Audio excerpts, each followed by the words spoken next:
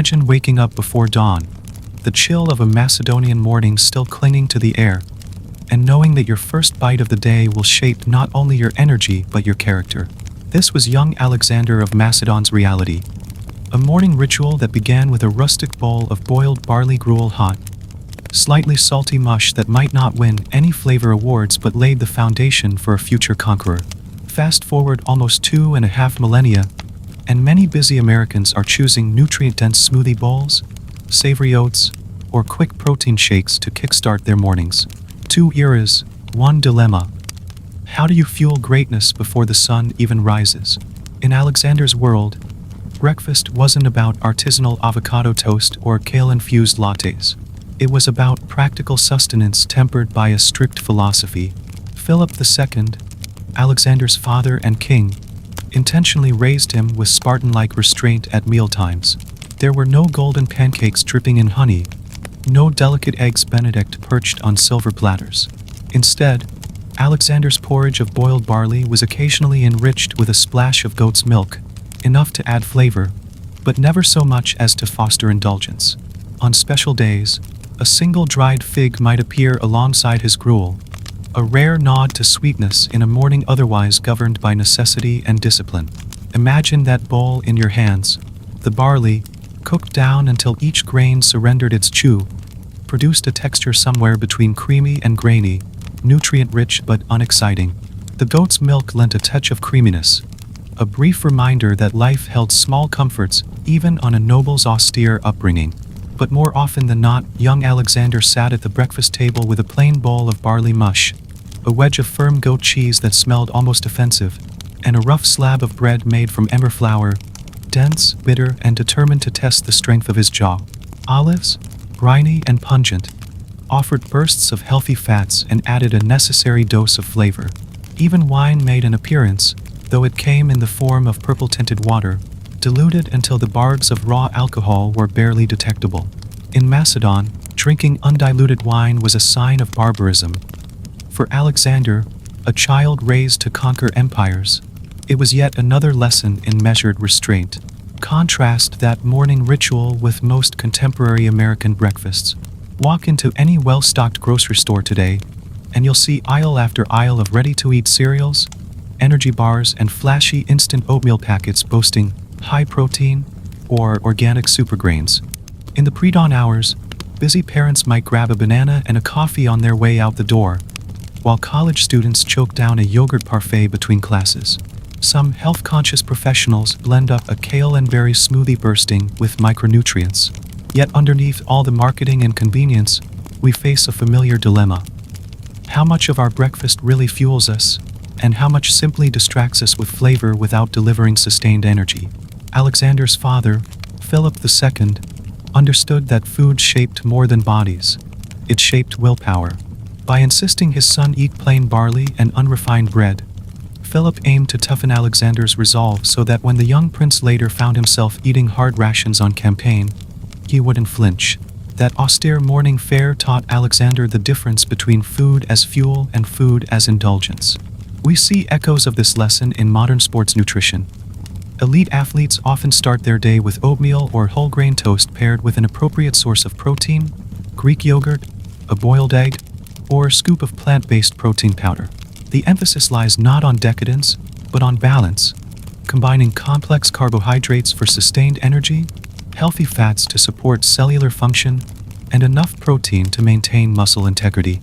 Consider, for example, professional cyclist Chris Froome.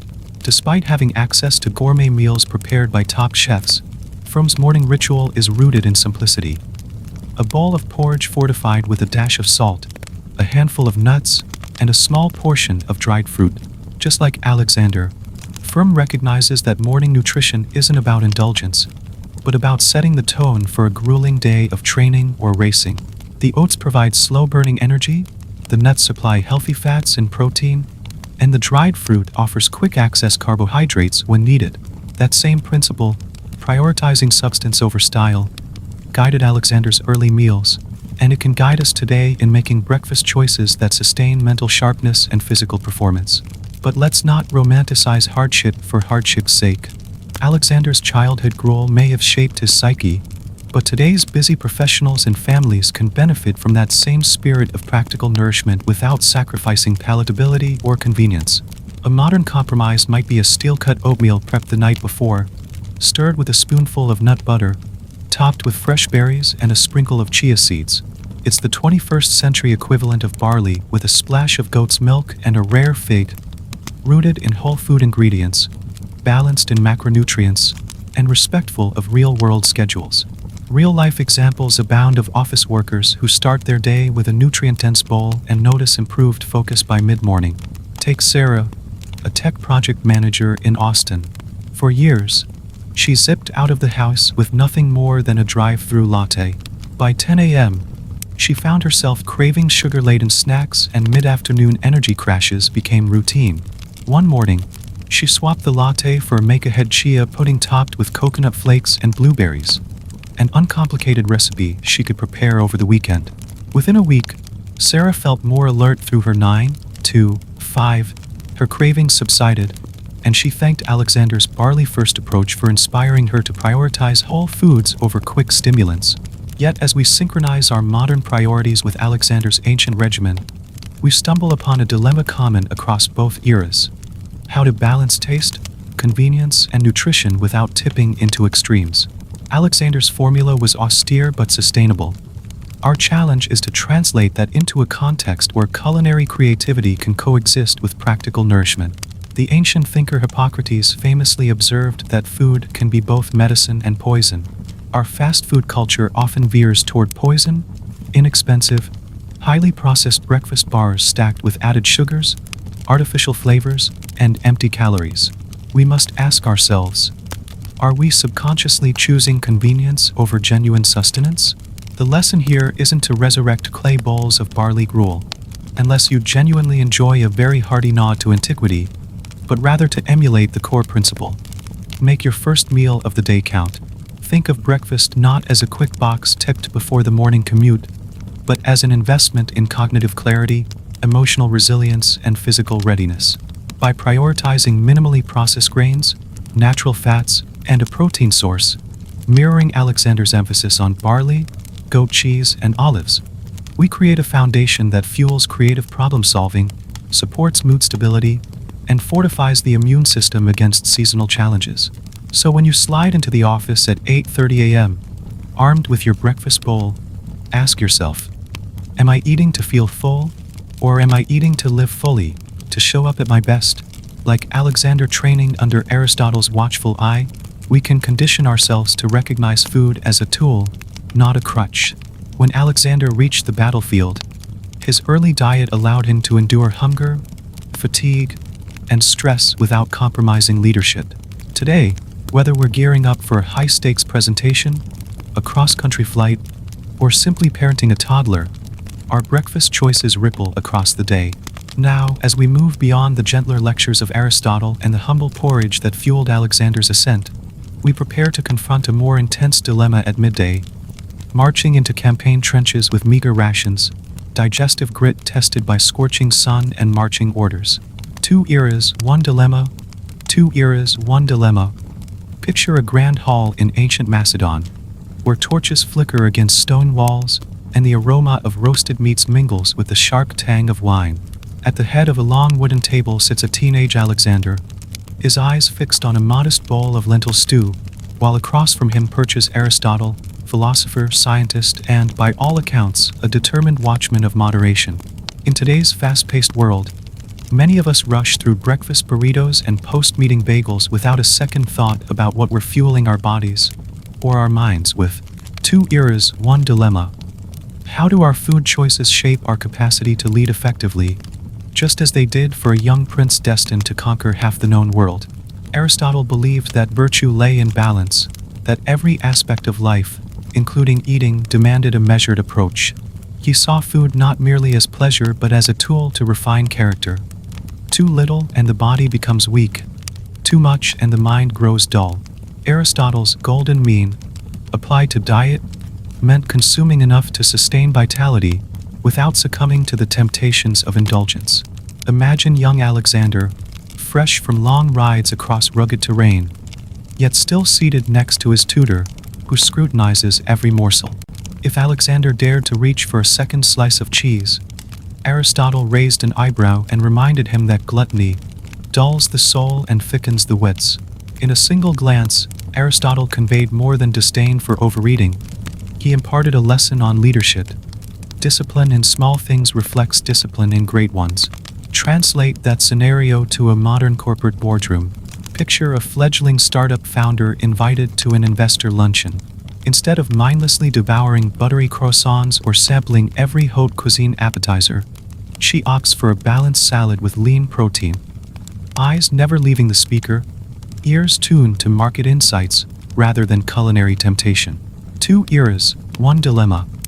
Do we seize each meal as a chance to practice discipline, or do we allow indulgence to cloud our judgment?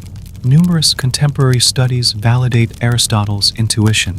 Nutritionists warn that high-fat, high-sugar lunches often lead to mid-afternoon slumps, decision fatigue, and diminished cognitive performance.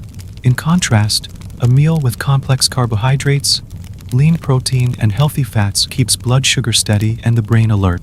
Just as Aristotle guided Alexander to view food through a moral lens, modern leadership coaches encourage executives to view nutrition as an integral part of their performance toolkit. Of course, Aristotle's scrutiny went beyond mere portions. He emphasized the quality of ingredients, opting for simple legumes like lentils over rich, decadent sweets. Lentils, he argued, were nourishing for both body and mind. Affordable, protein-packed, and requiring minimal preparation. By contrast, anything too sweet or luxurious carried the risk of moral corruption. Like a king reclining on plush cushions, sated by honeyed dishes, while his people labored in the fields, Aristotle feared that overindulgence bred complacency, leading leaders to lose touch with the struggles of their subjects. Similarly, today's CEOs who host lavish catered events week after week risk appearing out of touch when employees grapple with stagnant wages or mounting healthcare costs. When a leader's table overflows with expensive delicacies, while the rest of the organization scrambles for meaningful perks, trust erodes. Consider the story of Emma, a nonprofit director in Chicago. When she began her tenure, Emma inherited a tradition of extravagant board lunches, catered steak au poivre, imported cheeses, and endless bottles of wine. While the programs she oversaw struggled to secure basic funding, the board's lunch expenses soared. Emma took a page from Aristotle. She replaced premium catering with wholesome sandwiches, whole grain bread, lean turkey, fresh vegetables, paired with fruit cups and sparkling water. The menu change was symbolic. It demonstrated frugality and refocused resources on mission-critical programs. Some board members grumbled initially, but within months, they recognized that their lunches were now aligned with the nonprofit's values of stewardship and community impact. How do we reconcile luxury with responsibility, whether in a royal court or a modern organization? But let's not misunderstand Aristotle as a joyless ascetic. He recognized that food could and should bring satisfaction, provided it served a higher purpose. He would not have derided a simple piece of goat cheese shared among friends after a day's ride. The key was intention. When Alexander first tasted a creamy wedge of aged cheese, Aristotle seized the moment to discuss moderation. Enjoy the cheese, my friend, but let it not dull your appetite for wisdom. That gentle admonition spoke volumes. One can appreciate life's pleasures, but not at the cost of losing sight of greater goals.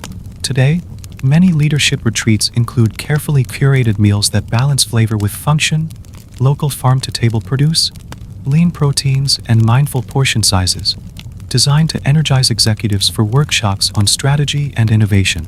They understand, as Aristotle did, that food shapes not just the body but also the climate of collaboration and creativity.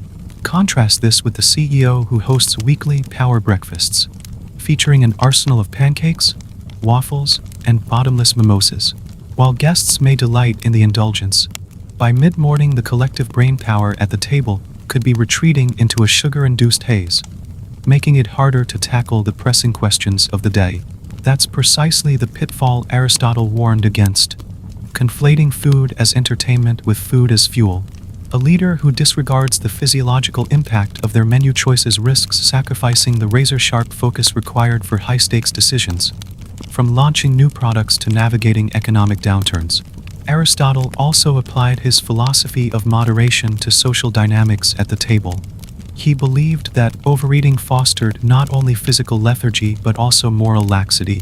In a society where gluttony was considered a vice, those who indulged too freely might also be tempted to indulge in other unethical behaviors, excessive ambition, exploitation, or deceit. By training Alexander to resist overindulgence, Aristotle aimed to shape a ruler who remained vigilant and honorable, even when surrounded by temptations of power. Similarly, modern executives who host lavish vendor dinners run the risk of blurring ethical lines. Extravagant gifts or meals can create undue influence, leading to conflicts of interest or favoritism. When does hospitality become a slippery slope to compromised integrity? Real-world examples abound. In 2013, a high-profile tech company CEO faced an internal ethics investigation after photos surfaced of him dining at an exclusive resort with a major supplier. Jetted in first class, 5-star meals, a wine collection worth more than most employees earn in a decade. The board concluded that the lavish hospitality undercut transparency, leading to an expensive legal settlement and lasting reputational damage. Aristotle would have viewed that scene as cautionary. A leader who falters in small choices, warm comfort, fine wine, might falter in the larger responsibilities that define stewardship and trust.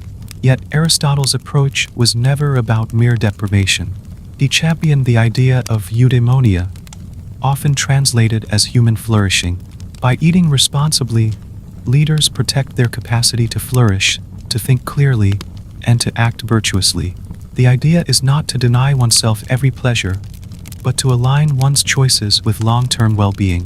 For instance, savoring a perfectly ripened olive, sharing it with a mentor, and reflecting on its bitterness and richness. These were opportunities for introspection. Today, mindfulness experts echo that sentiment. They teach mindful eating, focusing on flavor, texture, and gratitude with each bite, which research shows can reduce stress and improve digestion.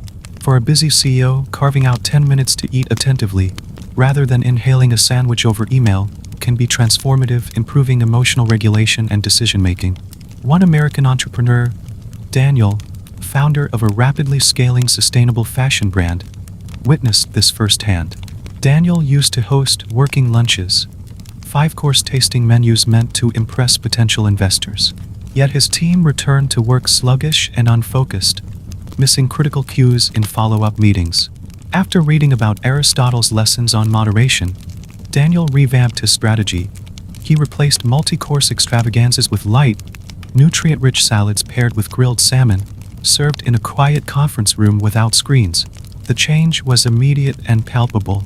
Conversations grew more pointed, action items more precise, and the team's energy levels soared. Daniel realized that showing care through thoughtful nutrition, rather than opulent display, demonstrated respect for people's time, health, and intellect. Still, Aristotle recognized that temperance must be adaptive. He never insisted on the same ration for every individual. What nourished a young warrior might not sustain an elderly scholar. In Aristotle's Nicomachean Ethics, he notes that excess and deficiency both impair virtue. The mean varies with context. For Alexander, in the prime of his youth and rigorously trained by Aristotle, lentils and lean meats sufficed.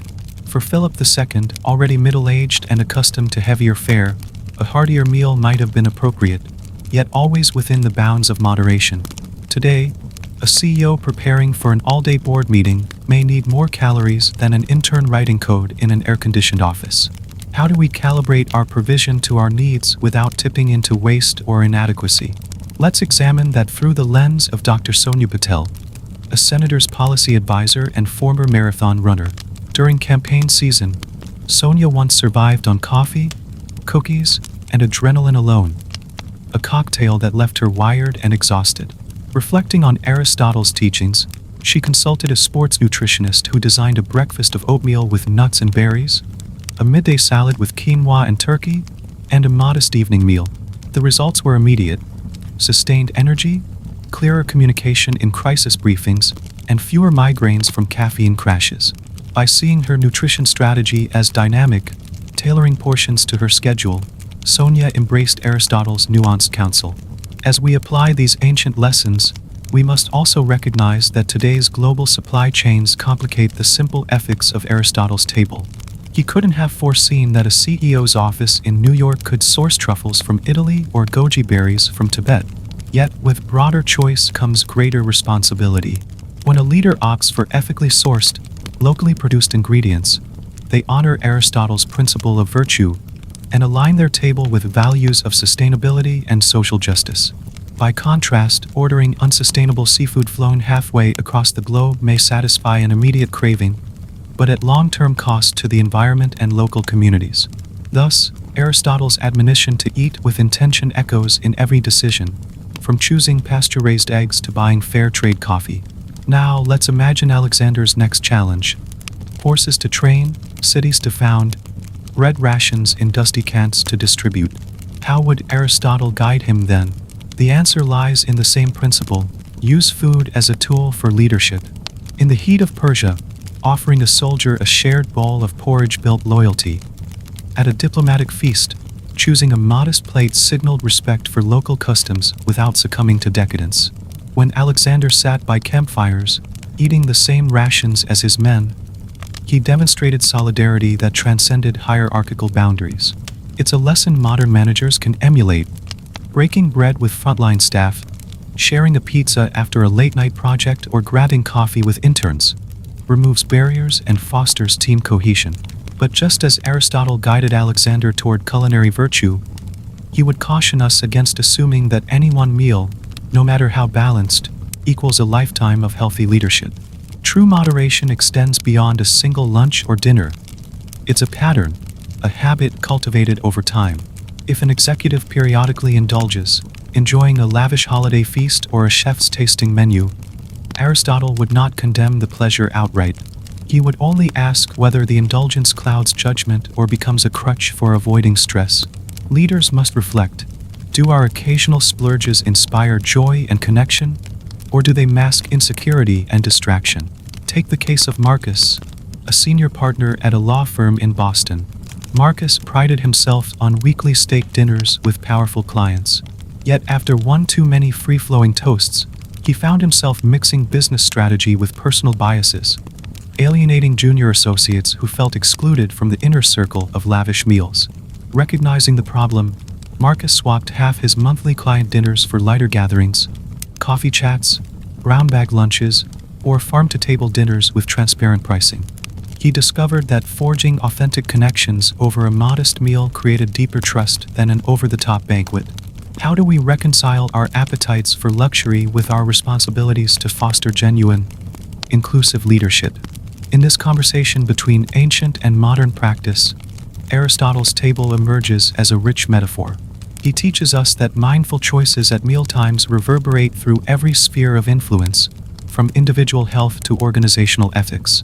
In a world brimming with culinary temptations, the simple act of pausing to consider not just what, but why we eat, can sharpen our moral compass. Embrace Aristotle's spirit and treat each meal as an opportunity for reflection and refinement, a chance to strengthen not only body but character. As Aristotle once guided Alexander's hand to choose a lean piece of meat over a decadent pastry, we too can steer our selections toward outcomes that nourish our ambition without sacrificing our integrity. And when we find ourselves at yet another business luncheon brimming with indulgent options, we might ask, will this choice fuel my long-term vision, or merely satisfy a fleeting craving?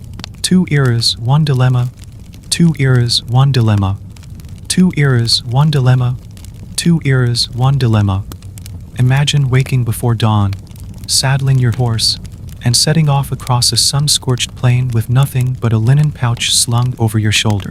Inside that pouch, a wedge of hardened barley bread, a small hunk of dried meat so tough it could test a soldier's jaw, a handful of pungent onions, and maybe a few dried figs or dates if luck had fallen your way. Such was the midday meal of Alexander the Great's army, a bare-bones lunchbox engineered for survival, not flavor. Now flash forward to a modern soldier in Afghanistan or a National Guard member on deployment.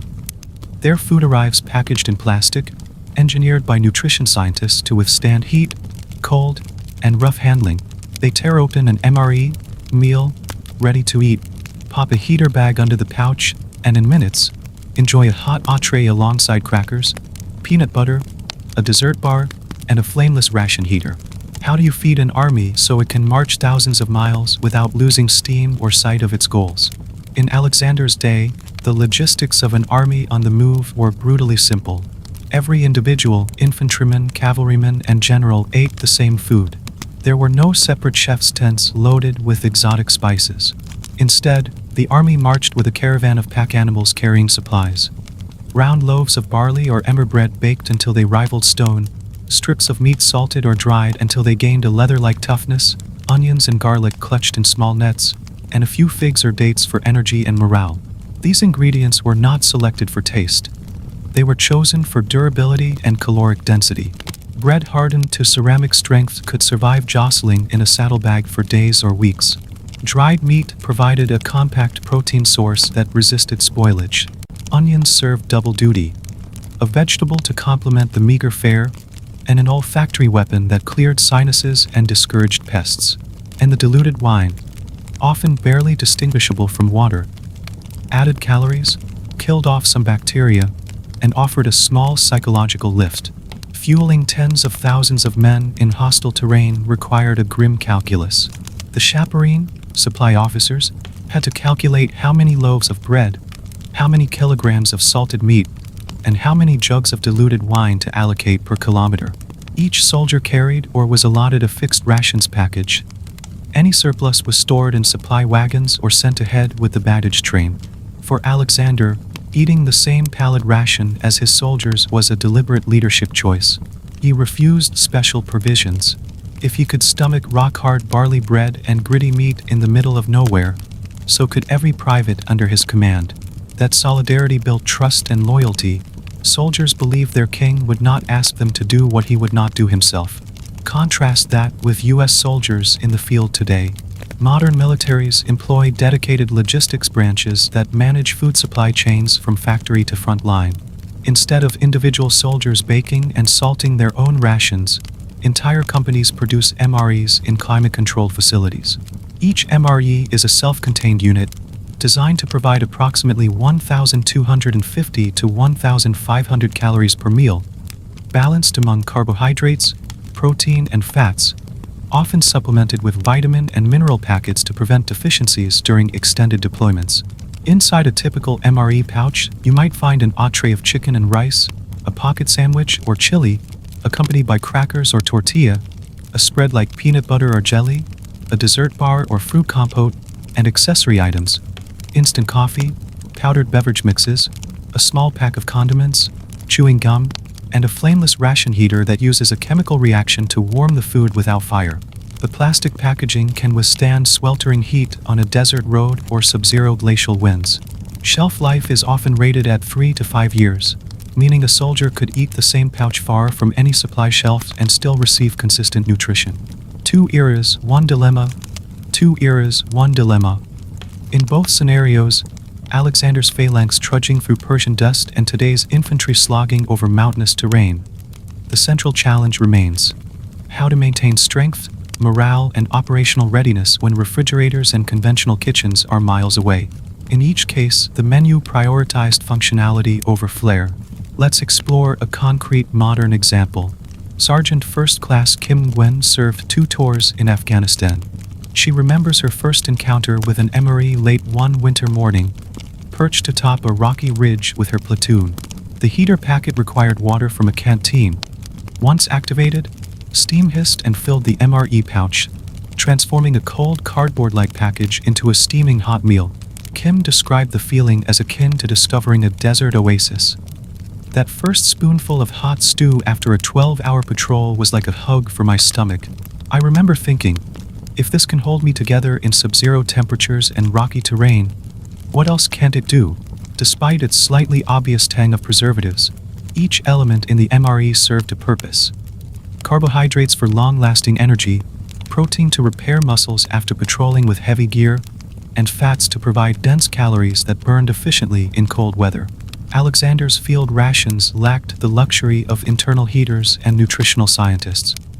His soldiers boiled what they could: often submerging pouches of bread or meat in campfires or portable braziers, then reconstituting dried rations with water drawn from creeks or wells. But for most of the day, their bread remained cold and unforgiving, a test of dental toughness as much as appetite.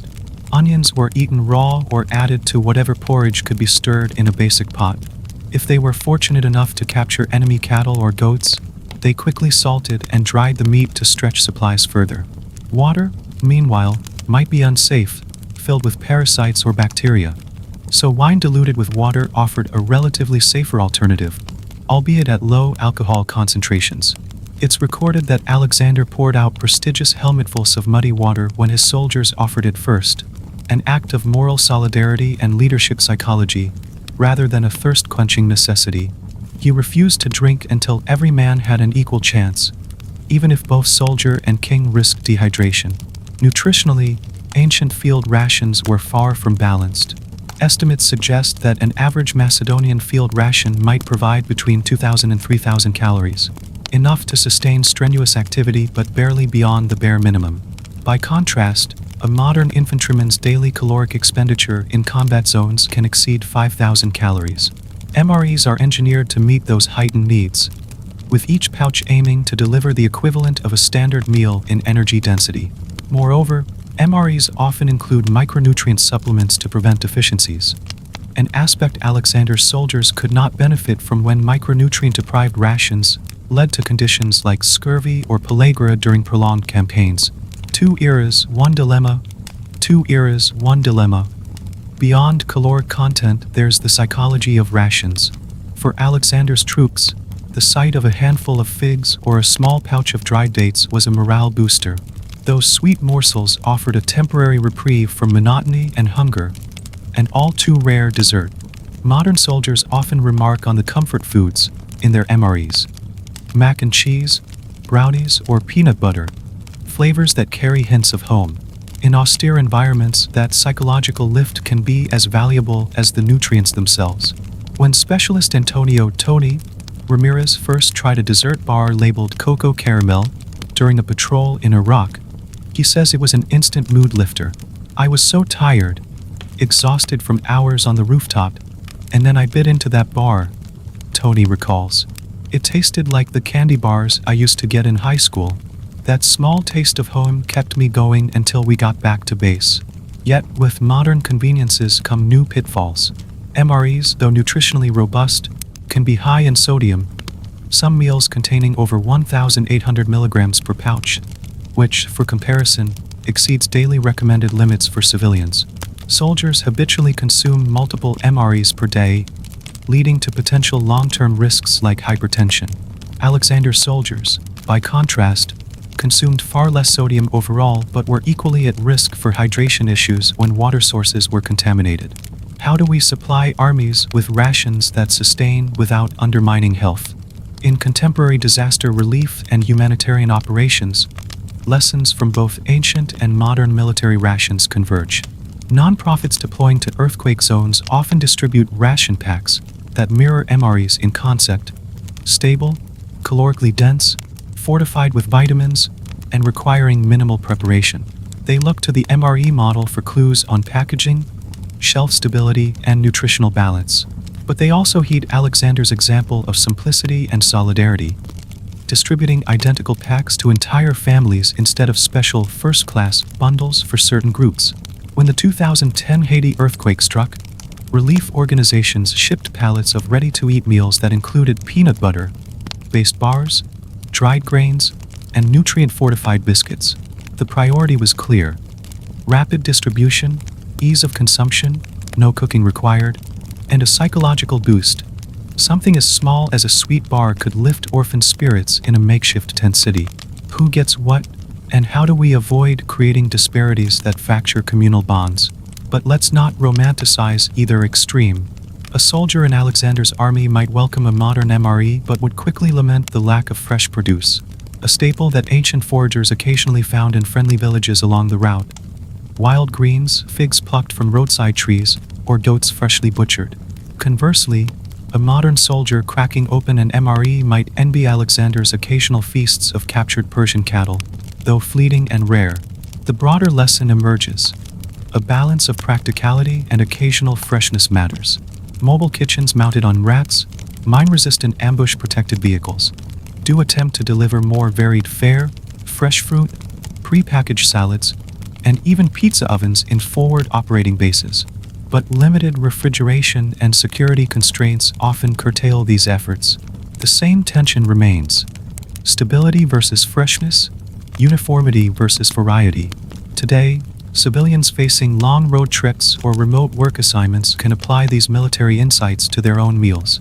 A hiker embarking on a multi-day trek may choose freeze-dried meals designed with modern technology, lightweight, nutrient-fortified packets that rehydrate with boiling water.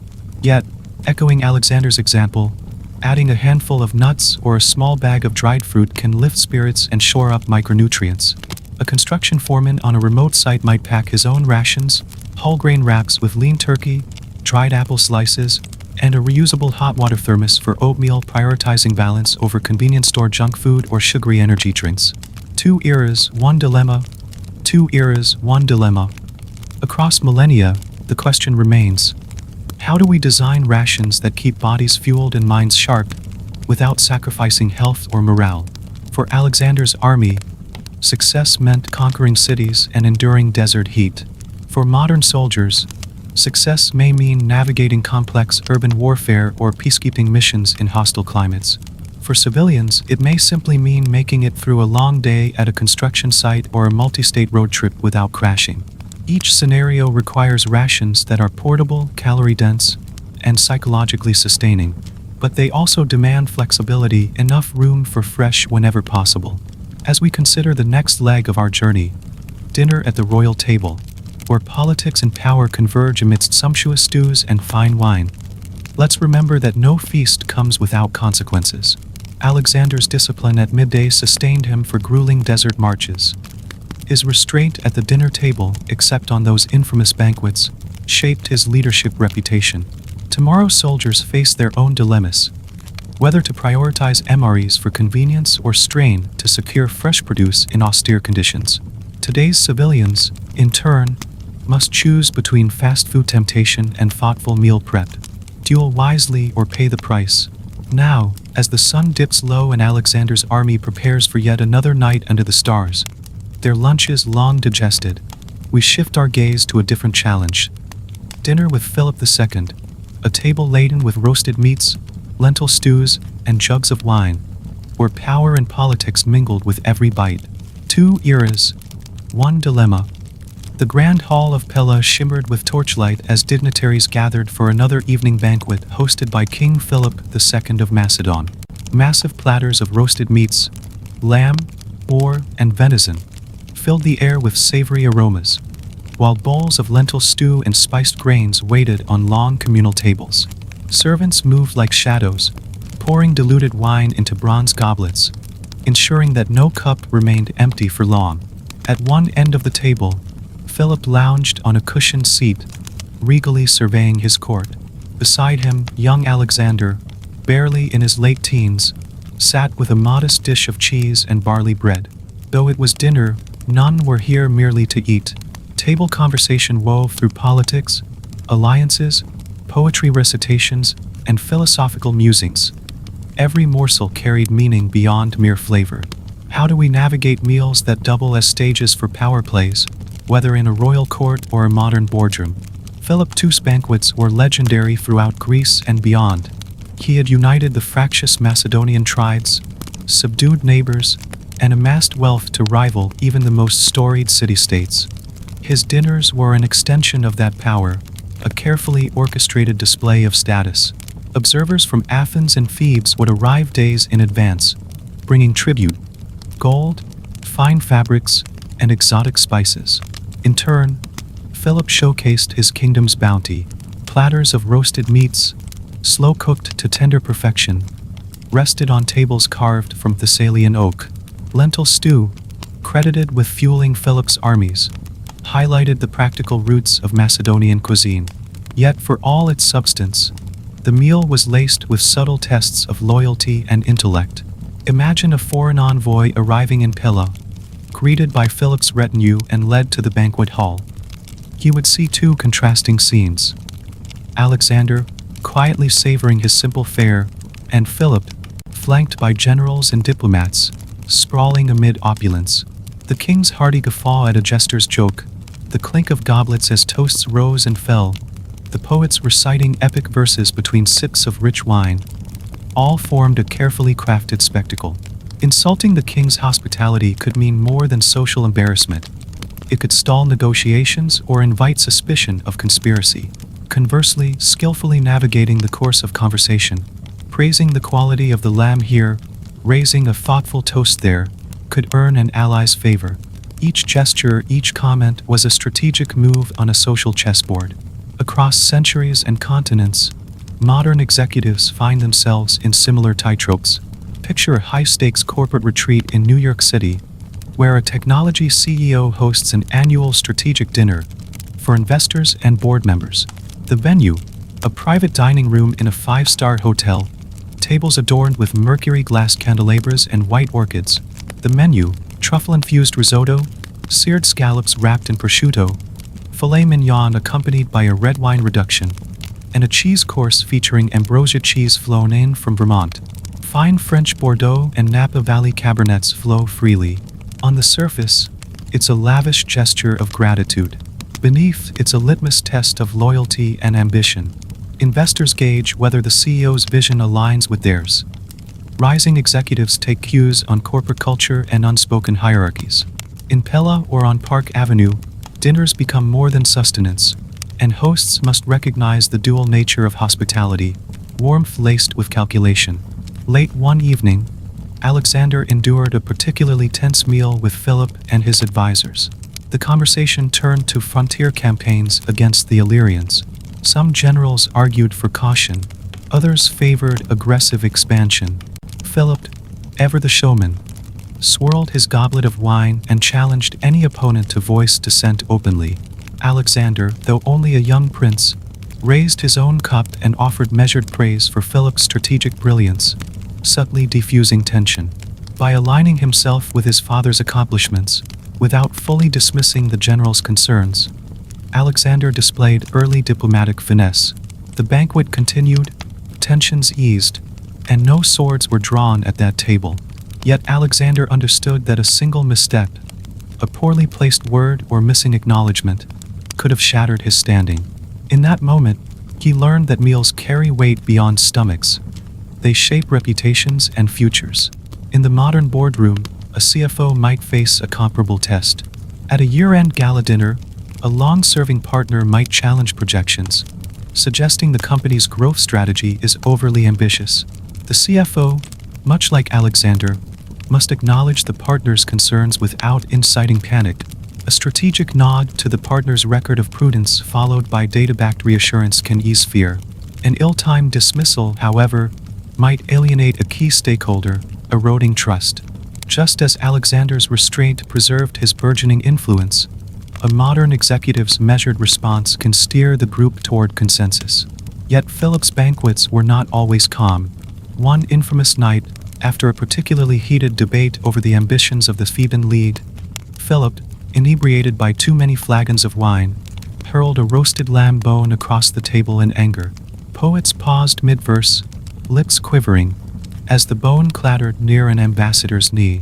Utter silence fell, until Philip belched, shrugged, and ordered another round. The tension broke in nervous laughter, but the moment lingered in every mind. We see echoes of that today when hosts misjudge the potency of alcohol. A CEO who orders the premium open bar for disgruntled shareholders might hope to foster camaraderie, but instead sets the stage for loose tongues and a volatile environment. In 2018, a high-profile media executive invited major investors to a private dinner with bottomless cocktails. Within an hour, one investor publicly criticized board decisions to cut spending, igniting a social media firestorm that tanked stock prices the next morning. Too much wine can loosen lips, and sometimes unleash storms that outlast any banquet. True, Philip's dinners also celebrated achievements. Victorious generals paraded their spoils atop gilt platters, gold necklaces, silk-clad prisoners, exotic animals like captured Barbary lions for the royal menagerie. The feasting was sweetened by music. Harpists plucked melodies, while poets recited songs praising Macedon's glory. Toasts echoed. To Philip, conqueror of Thrace. To Alexander, future master of Asia. Each chorus of Hybris, or Nike, punctuated the lavish scene. In many ways, these celebrations reinforced unity and purpose. Shared triumphs, basked in joy, prepared soldiers and courtiers for the next campaign. Similarly, modern companies host award dinners. Salesperson of the Year, Innovation Champion, or Cultural Ambassador. Though far removed from spears and phalanxes, these ceremonies serve the same purpose: boosting morale and aligning individual ambition with organizational goals. When a software firm crowns its top developer at an annual gala with a custom trophy, a featured segment on the company website, and a catered 3-course meal with champagne, it channels the spirit of Philip's triumph feasts. Recognition over roast boar is a powerful motivator, but banquets can also expose fissures in leadership. Consider the board meeting in 2015 when a CEO in Silicon Valley hosted a $200 per plate luncheon for high-profile venture capitalists, showcasing the latest product demos alongside live techno DJs. Yet halfway through the meal, the CFO stood to deliver new revenue projections, figures well below expectations. Investors, primed for optimistic growth stories, exchanged glances. Heads began to swivel away from sumptuous fares toward grim spreadsheets. Some changed their orders from chicken to fish as a subconscious sign of unease. By the time dessert arrived, the room crackled with tension. Cool champagne sipped in silence, undercutting the festive ambience. The lunch ended with several key investors delaying funding decisions. The lesson: opulence cannot mask uncertainty. Philip II knew this. He often scheduled diplomatic negotiations away from feasts to avoid such pitfalls. When he combined negotiation with banqueting, he wielded cautious moderation, ensuring key terms were settled before toasts clinked. Alexander internalized this lesson. He learned not to mix critical diplomacy with heavy drinking. Instead, when he sat next to Philip at later banquets, he moderated his indulgences, ensuring his mind stayed sharp. Reportedly, Alexander often abstained or took only a sip or two at Philip's table, keenly observing subtleties. He understood that words held more power than wine. In a modern parallel, consider a tech startup founder who, early in her career, noticed how investors became less attentive after tequila shots. She quickly shifted strategy. At crucial funding dinners, she ordered mocktails or wine paired in moderation, ensuring conversations remained crisp. Choosing restraint over revelry can preserve strategic clarity. Yet not every banquet ended in discord. Some led to stronger coalitions. Once, after a victorious campaign against the Athenians, Philip convened a banquet at Aegae to reward both Macedonians and allied Greek commanders. He seated representatives of each contingent according to rank, placing Alexander between a veteran strategist from Thessaly and a young Attic general. Over bowls of lentil soup and platters of honey-drizzled cheese pastries, a spirit of camaraderie took hold. Alexander used the moment to forge personal connections. He praised the Attic general's bravery and asked about Hephaestion's hometown in Thessaly, building goodwill across cultural lines. That banquet sowed the seeds for alliances that would later bolster Alexander's invasion of Persia. Similarly, a modern CEO might host a joint dinner with partners and competitors, thought leaders, potential collaborators in adjacent industries. By seating them strategically, honoring each guest's contributions, and fostering genuine dialogue over a thoughtfully modest menu, the CEO can transform potential rivals into allies. How do meals build bridges rather than burn them? Philip's banquets weren't just about food and drink. They were entwined with cultural rituals. Guests reclined on low couches, clini, leaning on one elbow as they ate, using their free hand to pluck morsels or raise goblets. It was a deliberate posture, one that signified leisure and status. Servants hovered, ready to refill cups or offer fresh bread. Poets moved through the room, reciting epic tales of Achilles or Heracles, invoking heroic virtues. Yet even these displays carried political weight. A poet praising one commander over another could ignite envy, A servant refilling the king's cup before handing it to a visiting dignitary reinforced Macedon's hierarchical order. In a contemporary corporate setting, we see echoes in catered experiences. Brand ambassadors wearing company logos, personalized place cards recognizing guests, and curated playlists that reflect company culture. Every choice, from seating arrangements to background music, signals values and priorities. A multinational corporation hosting a gala might feature global fusion cuisine, honoring diverse teams, or it might spotlight local farm-to-table fare to emphasize community engagement. The menu, the decor, and even the playlist converge to shape perceptions of identity and purpose. Just as Philip's Hall defined Macedonian supremacy, just as some guests excelled at navigating those pagan court rituals, modern professionals must master corporate event etiquette. Whether it's a client dinner at a Michelin-starred restaurant or a team-building retreat in Napa Valley, hosts must balance extravagance with inclusivity. A marketer organizing a product launch dinner in San Francisco once booked an over-the-top 5-course tasting menu at a celebrity chef's restaurant, complete with rare truffles and imported caviar. The high price tag impressed some clients, but alienated others who came from more cost-conscious industries. One client later remarked, "I felt like I was missing my suit from 2005. It didn't fit the mood or our relationship." By contrast, a balanced approach, offering high-quality but accessible cuisine, accommodating diverse dietary preferences, and providing clear context for extravagant elements, would have aligned better with the broader audience. Extravagance that dazzles some can deter others. What then was Alexander's takeaway from dining with Philip? He learned that while lavish banquets could symbolize power, restraint and moderation at the table conveyed dignity and foresight. When Alexander later sat down with Persian satraps on conquered soil, he adopted a measured approach. He praised their culinary traditions, sampled key dishes like saffron rice, but never lost his disciplined edge. In doing so, he signaled respect without appearing subjugated by luxury. Modern leaders can borrow from this principle. When entering new markets or industries, acknowledging local customs, sampling preferred brands, complementing signature products, builds respect, yet maintaining clarity about one's own values prevents being overshadowed by unfamiliar environments. As the banquet at Pella wound down, attendants cleared platters and the final toasts echoed off high ceilings. Alexander, having observed warring factions, strategic gambits, and lessons in restraint, excused himself to the courtyard, where the cool night air awaited. Tomorrow he would face fresh challenges. Dinner was but one battleground in a lifetime of conflict. For us, tonight's corporate feasts and political fundraisers carry their own weight, shaping alliances and testing character.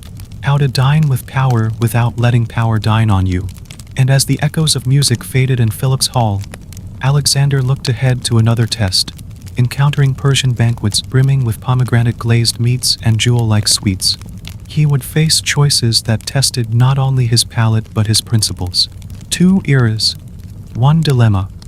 2 eras, 1 dilemma. 2 eras, 1 dilemma.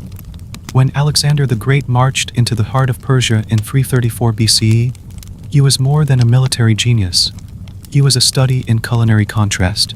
On one side, his Macedonian forces, fueled by hardened barley bread, dried meat, and the occasional sip of diluted wine, embodied a Spartan-like resilience.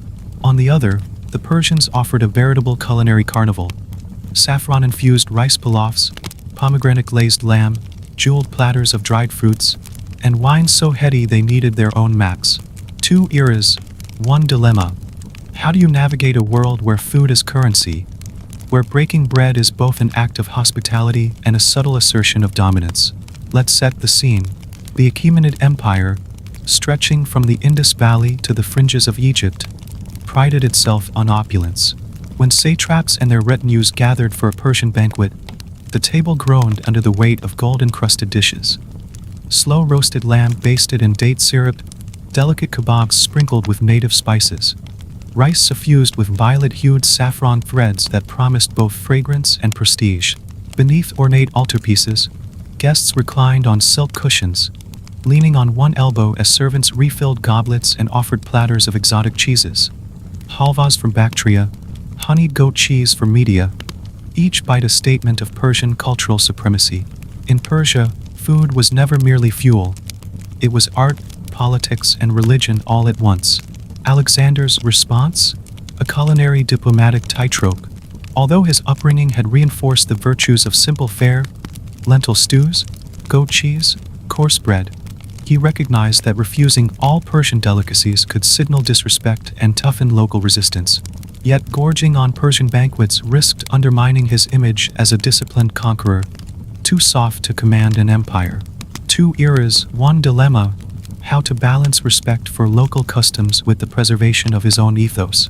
His answer was strategic moderation. Historical accounts, primarily from Arrian and Plutarch, report that Alexander sampled Persian dishes selectively. He honored local traditions by praising individual ingredients, saying, for instance, "This saffron rice holds the warmth of your land's sun," or "Your stew reveals the depth of Persian hospitality." Yet he seldom indulged to excess. Often, he paired a modest helping of kebab with a small portion of barley bread and a cup of diluted Macedonian wine. In public, he maintained an air of neutrality, neither sulking in disdain nor reclining in comfortable luxury. By doing so, he sent a clear message: I acknowledge your culture, but I remain a Macedonian leader, forged by simplicity. Contrast that with the modern business world. Picture an American tech CEO expanding into Tokyo. Japanese business dinners are renowned for their multi-course kaiseki meals, meticulously prepared dishes emphasizing seasonal ingredients, presented as culinary performance art. Every foamy swirl of dashi broth, every tender slice of sashimi, carries meaning. Yet our CEO may have practiced lean, protein-rich breakfasts and simple working lunches back home, prioritizing efficiency over extravagance. Two eras, one dilemma. Should he abandon his minimalist corporate diet and indulge fully in kaiseki's ritual? Or should he order a plain steak, risking offense and missed partnership opportunities? Successful modern executives like Alexander opt for respectful immersion without losing their identity. They will savor a sanma sori, grilled over Binkotan charcoal, articulate genuine appreciation, but abstain from overpouring sake to the point of inebriation. They participate in the customary exchange of maibutsu, local specialties, perhaps reciprocating with American craft spirits chosen for their artisanal quality, thus weaving threads of mutual respect. In doing so, they maintain their brand's core values: authenticity, transparency, while showing deference to local norms. Alexander's approach foreshadowed this. He learned enough Persian to recite simple courtesies, told local tales that celebrated Persian heroes, and sat upright, his posture subtly reminding all that he was a warrior king, not a Persian prince. Back in 330 BCE, whispers spread that Alexander sometimes snuck off to the kitchens at night, seeking simple Macedonian soups prepared by exiled cooks traveling with his retinue. Lentil stew spiced only with salt and a sprig of mint. These moments of solitude refreshed his spirit, reinforcing his roots. Historians note that on key occasions, like the Treaty of Basardity, where he met Darius III's family, Alexander would fast until signing documents. By doing so, he demonstrated unshakable resolve. Even without your grand feast, I remain steadfast in purpose. In a boardroom today that might look like a CEO requesting a private meeting before a merger, choosing to skip the opulent steak dinner in favor of sparkling water and a clear mind, signaling to potential partners that the deal, not the dinner, matters most. Two eras, one dilemma. In ancient Persia or modern Silicon Valley, strategic restraint broadcasts confidence. Yet Alexander also understood the power of occasional indulgence. After capturing Persepolis, the magnificent ceremonial capital, he hosted a hybrid feast in its ruined halls, combining Persian luxury with Macedonian simplicity. Golden platters of mulberry wine juxtaposed with bowls of goat cheese, silk-dripped couches lined cracked mosaic floors. Poets recited both Homeric epics and Persian odes. This mashup of foods and cultures, every bite laced with symbolism, signified a new era. One world under Macedonian rule, where Persian heritage would be honored, not erased. Fast forward to 2019. When a global packaging company headquartered in Paris acquired a local Japanese firm in Osaka, they orchestrated a unification gala that mirrored Alexander's blend. Initial courses featured French crustaceans poached in beurre blanc. Mid-meal, chefs served sushi-grade tuna with wasabi pearls. The finale included a fusion dessert, matcha-infused macarons drizzled with caramel. Wine pairings alternated between Burgundy Pinot Noir and sake aged in cedar barrels. Executives delivered speeches in French, English, and Japanese, interspersing phrases like omwayari, consideration, and joie de vivre, joy of living. Rage and skepticism gave way to applause. The participants felt their cultures were respected, not steamrolled. 2 eras, 1 dilemma. 2 eras, 1 dilemma. Alexander's Persian banquet also carried risks. One evening, governors from Bactria and Sogdia tried impressing him with a lavish array of dates, nuts, and honey-based desserts they'd never shown before. Some courtiers whispered that Alexander, tempted by the novelty, lingered too long over sweets, eliciting murmurs about his discipline. Alexander caught wind of this gossip and countered it directly. At his next public meal, he insisted on a simple scene: porridge, cheese, and plain bread, consumed in silence. That intentional act reminded everyone that a true leader cannot be swayed by Epicurean distractions. Today's diplomats face similar pitfalls. When hosted at a state dinner by a foreign government, they may encounter caviar unfathomable in price, wines decades old, and molecular gastronomy sculptures. One misstep, drunken praise for an item that ruins one's palate, could spiral into late-night oversharing and blown confidentiality on social media.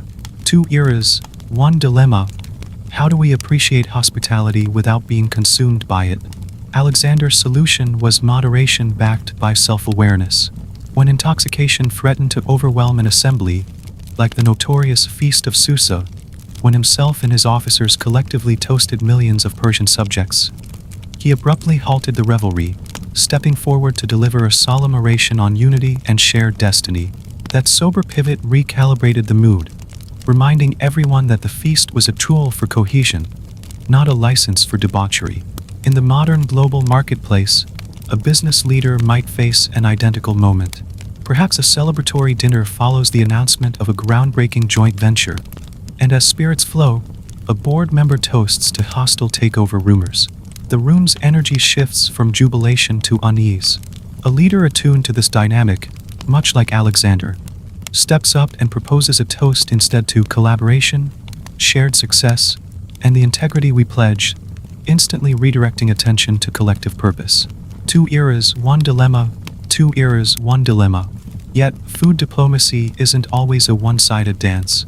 Alexander also recognized when to abstain or absent himself.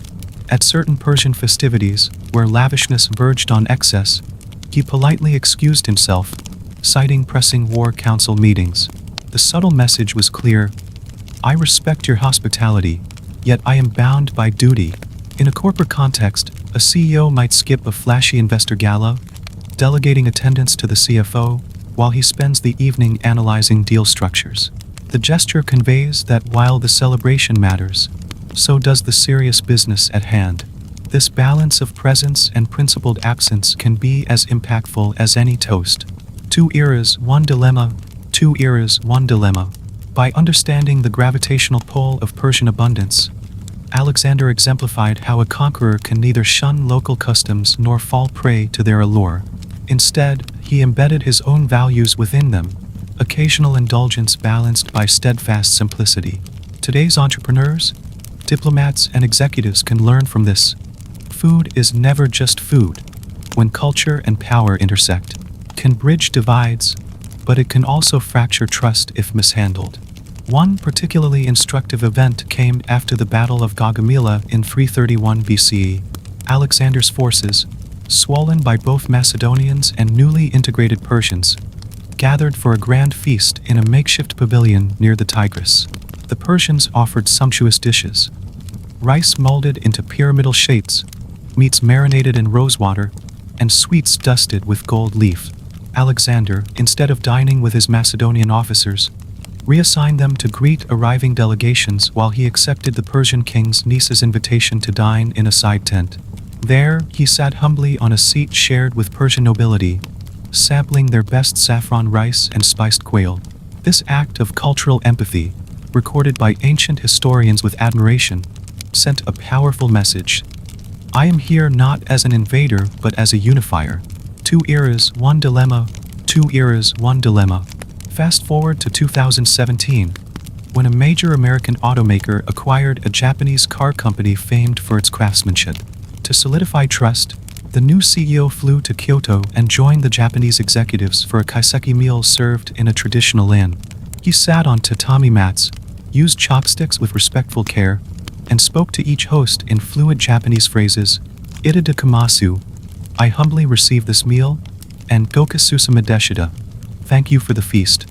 He refused to refuse even the smallest morsel, tasting each course with genuine curiosity. At the end, he presented his hosts with a handcrafted Detroit Model T inspired teapot, symbolizing how American innovation could complement Japanese tradition.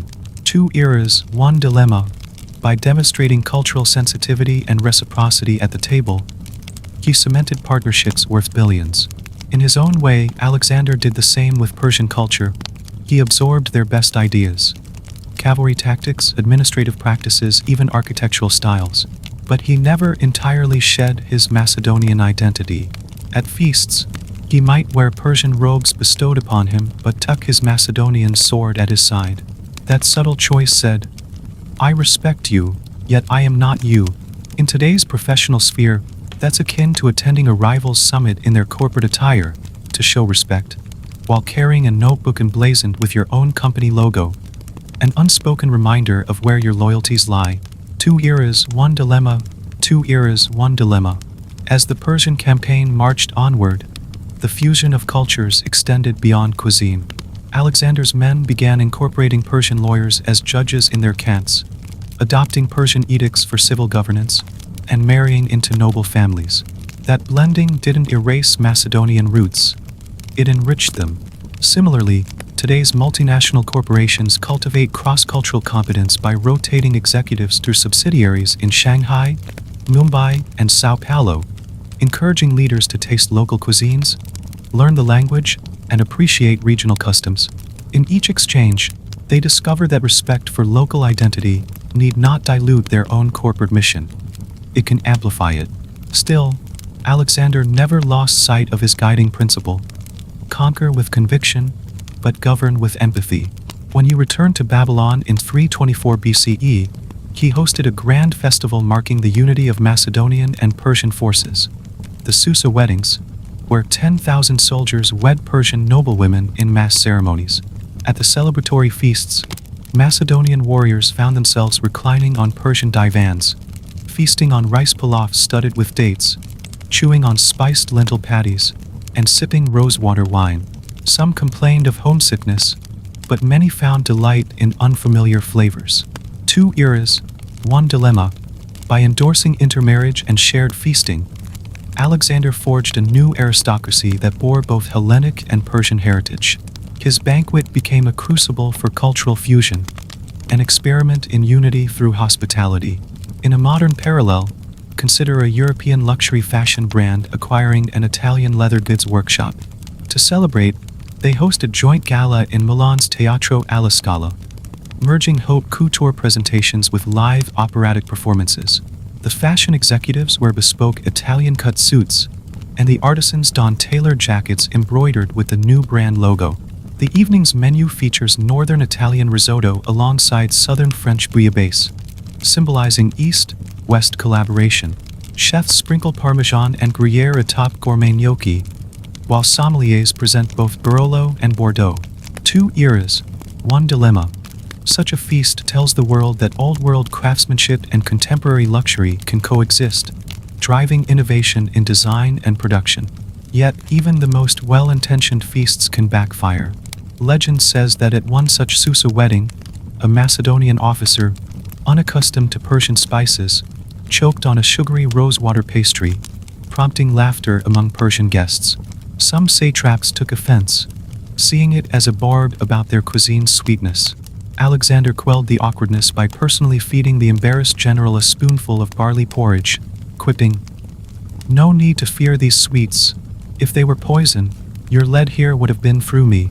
Laughter followed, tensions eased, and the gloss of unity held fast. Today, a leader might similarly defuse a cultural faux pas by humbling themselves, serving their counterpart a piece of local specialty with a nod to shared human vulnerability. 2 eras, 1 dilemma, 2 eras, 1 dilemma. As the sun set on the Persian plains, Alexander knew that true victory lay not in subjugating tongues and traditions, but in weaving them into a stronger tapestry. His armies, once rigid with Macedonian pride, now tasted Persian delicacies and returned home changed, some bringing saffron bulbs to Thessalonica, others carrying recipes for spiced meat stews. In Alexandria, the city he would name after himself, festivals would feature both Greek theatrical performances and Persian chariot races. The aroma of kebabs and olive oil mingled in street markets, a daily reminder that conquering on an empty stomach meant rolling with a full heart for cultural exchange. 2 eras, 1 dilemma. Whether in antiquity or today, food diplomacy demands nuance. Leaders must ask, how can I honor local traditions without sacrificing my principles? How can I occasionally indulge without losing sight of my mission? How can a banquet become a bridge rather than a barrier? As Alexander's Persian campaign evolved into a fusion of Macedonian and Persian legacies, so too does our world today, a global tapestry of tastes and traditions. In the next chapter, we'll explore the perils of going too far, when feasts tip into excess, how the cup can overflow, and why discipline in drinking matters as much as discipline in eating. 2 eras, 1 dilemma. With our appetites whetted for both caution and curiosity, let's move to the next feast and the lessons it holds. 2 eras, 1 dilemma. 2 eras, 1 dilemma. Imagine sitting in the grand ruins of Persepolis, the sun dipping low over the fragmented columns that once supported a palace of unimaginable splendor. The air still carries echoes of ancient revelry. Banquets laden with honeyed lamb, terraces dripping with grapevines, and fountains that spilled wine instead of water. Now picture Alexander the Great, the conqueror of Asia, standing amid these shattered marvels after a night of raucous celebration. His toga stained with wine, his expression glazed with regret, and the embers of a torched courtyard smoldering behind him. Legend holds that, in a drunken haze after a Persian feast, Alexander ordered the palace set ablaze. Was it strategic vengeance, punishing Persians for Xerxes' burning of the Acropolis? Or was it the reckless impulse of an inebriated leader egged on by his companions? 2 eras, 1 dilemma. How does alcohol blur the line between calculated strategy and catastrophic misjudgment? Let's rewind to that fateful banquet in 330 BCE. Persepolis, the ceremonial capital of the Achaemenid Empire, was Alexander's prize after victory at Gaugamela. Survivors brought him spoils, elaborate tapestries, jars of saffron, and vessels of amber wine. In the main hall, pillars inscribed with royal decrees bore witness to generations of Persian kings. As Alexander reclined, his officers poured him goblets of thick wine, often diluted in viciliter ratios, but on special occasions served nearly pure. Historians like Plutarch and Curtius Rufus record that the revelry spiraled. Toasts became dares, conversation veered from lofty philosophy to ribald jokes, and passions roiled under the influence of fermented grape. According to Plutarch, when Alexander awoke, he realized the palace lay in ashes, a decision etched in smoke rather than strategic decree. The moral ripples were immediate. Some Macedonian officers questioned the optics. Had their king become no better than a Persian monarch consumed by luxury and cruelty? They feared the scorched earth would alienate local populations rather than win hearts and minds. Alexander, wrestling with sobriety, had to pivot quickly.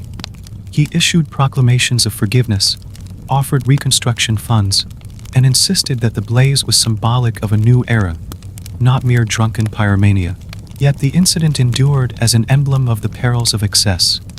When a leader relinquishes control, decisions once measured and deliberate can become destructive impulses. 2 eras, 1 dilemma. Centuries later, the gleaming boardrooms of Wall Street echo with similar temptations. Picture the 1980s, a decade synonymous with greed is good. Investment bankers toasted with vintage champagne in private dining clubs at 2750 Park, their wallets bulging with stock options. Yet, in that heady atmosphere, logic sometimes gave way to liquor-fueled hubris. One high-profile example comes from the junk bond era.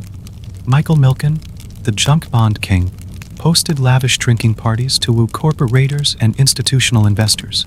Under his influence, decisions to back high-risk takeovers, once debated with spreadsheets and sober analysis, became fueled by adrenaline and thick glassware. By the late 1980s, regulators moved in, federal indictments followed, and the epilogue of that era is a cautionary tale of how too many toasts can topple an empire. Two eras, one dilemma. Two eras, one dilemma. Let's draw the parallel more concretely.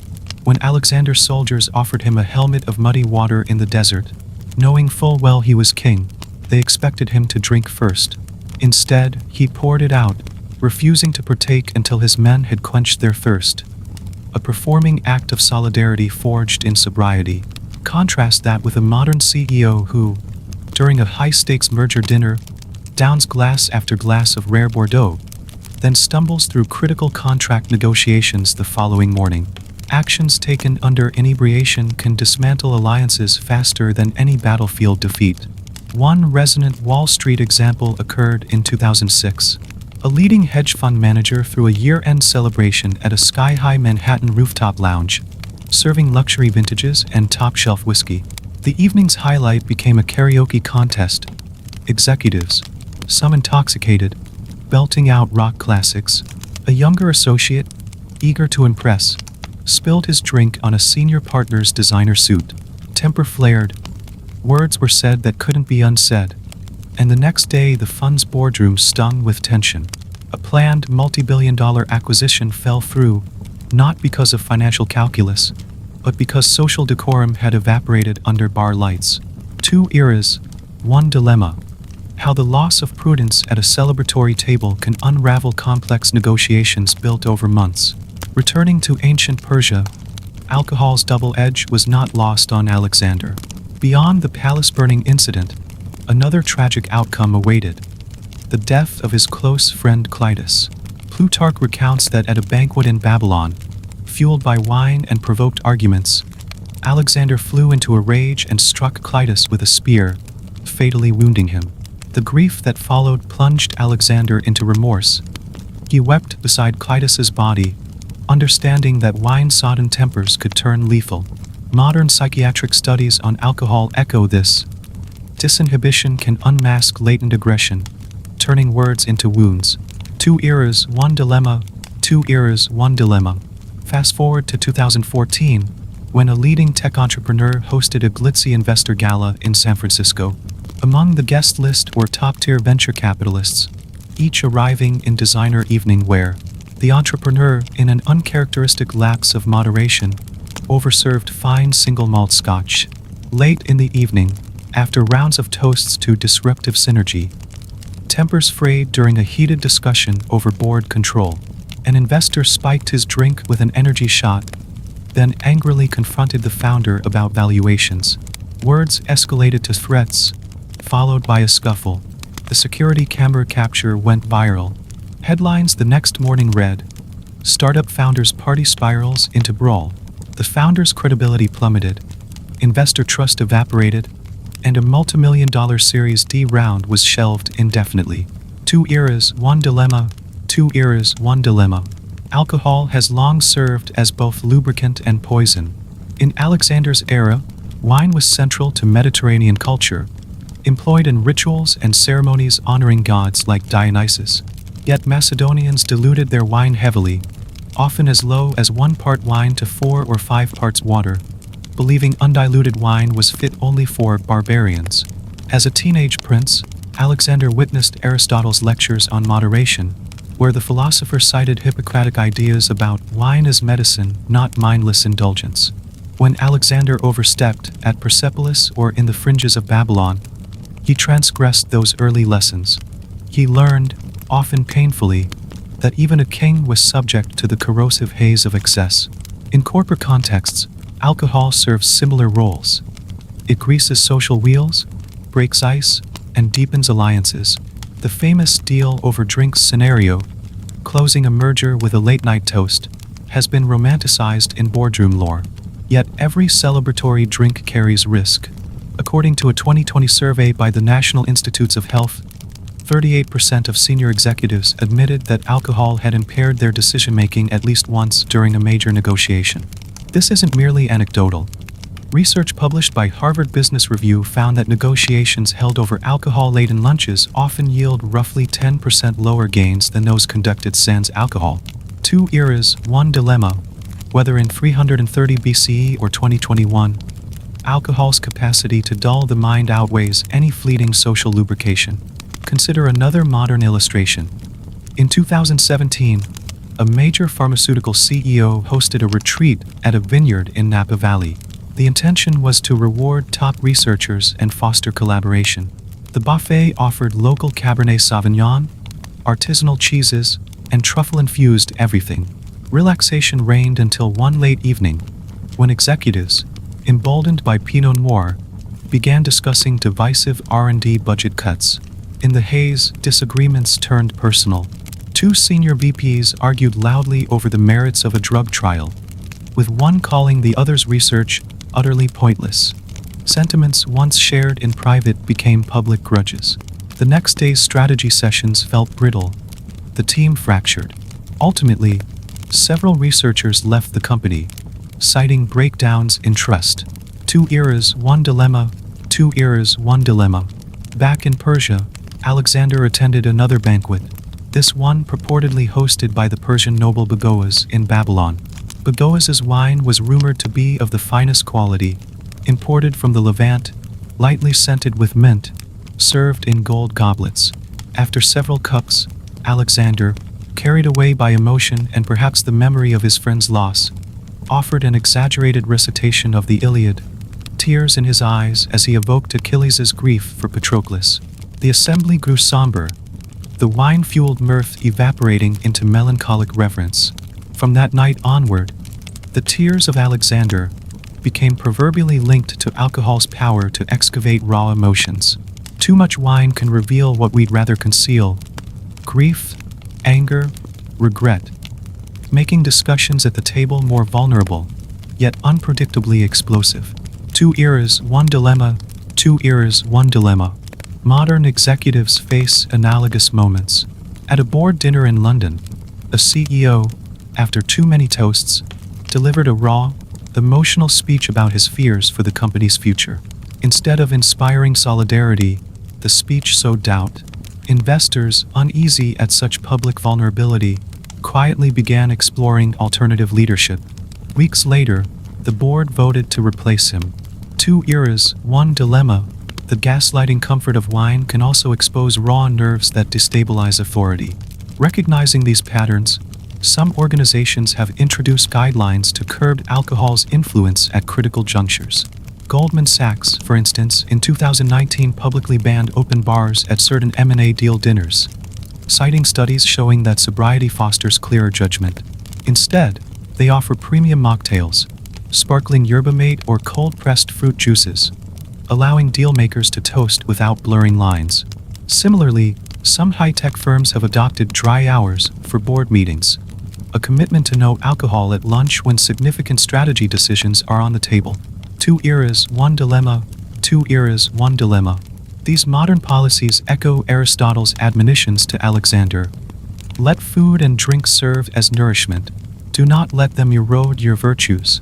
When that message reaches into the corporate sphere, it takes shape as, let celebratory drinks punctuate success, but do not let them distort judgment.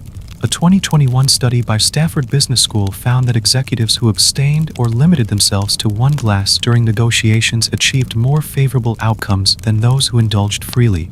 The researchers concluded that moderate consumption can boost rapport, but excess consumption consistently undermines cognitive function. 2 eras, 1 dilemma. 2 eras, 1 dilemma. Of course, accountability and self-awareness are as critical now as they were in antiquity. Alexander had his rough edges. Few can withstand absolute power and boundless riches without occasionally succumbing to vice. Yet in his later years, he grew wary of alcohol's grip. He instituted dry campaigns, where entire divisions refrained from drinking until victory was assured. He even imprisoned or exiled courtiers who attempted to loosen his resolve. That discipline kept him nimble until his final campaigns in India, where he needed every ounce of clarity to navigate unfamiliar terrain and complex alliances. Today's leaders can adopt a similar ethos, designate dry days during crucial negotiations, implement peer support groups for executives who struggle with excess, and foster cultures that value transparency over tipsy bravado. Two eras, one dilemma. By acknowledging alcohol's dual nature, as social lubricant and potential liability, organizations can harness its benefits without succumbing to its pitfalls. As we step away from Persepolis' smoldering ruins and re-enter the skyscrapers of modern finance, remember that both arenas share a core truth. Excess of any kind, food, drink, power, can erode good judgment. Alexander's most tragic errors, from palace burning to fatal altercations, often traced back to nights when his capacity to reason was clouded by wine. On Wall Street and beyond, CEOs who lose sight of their limits risk far more than reputational damage. They can imperil entire enterprises. Two eras, one dilemma. Two eras, one dilemma.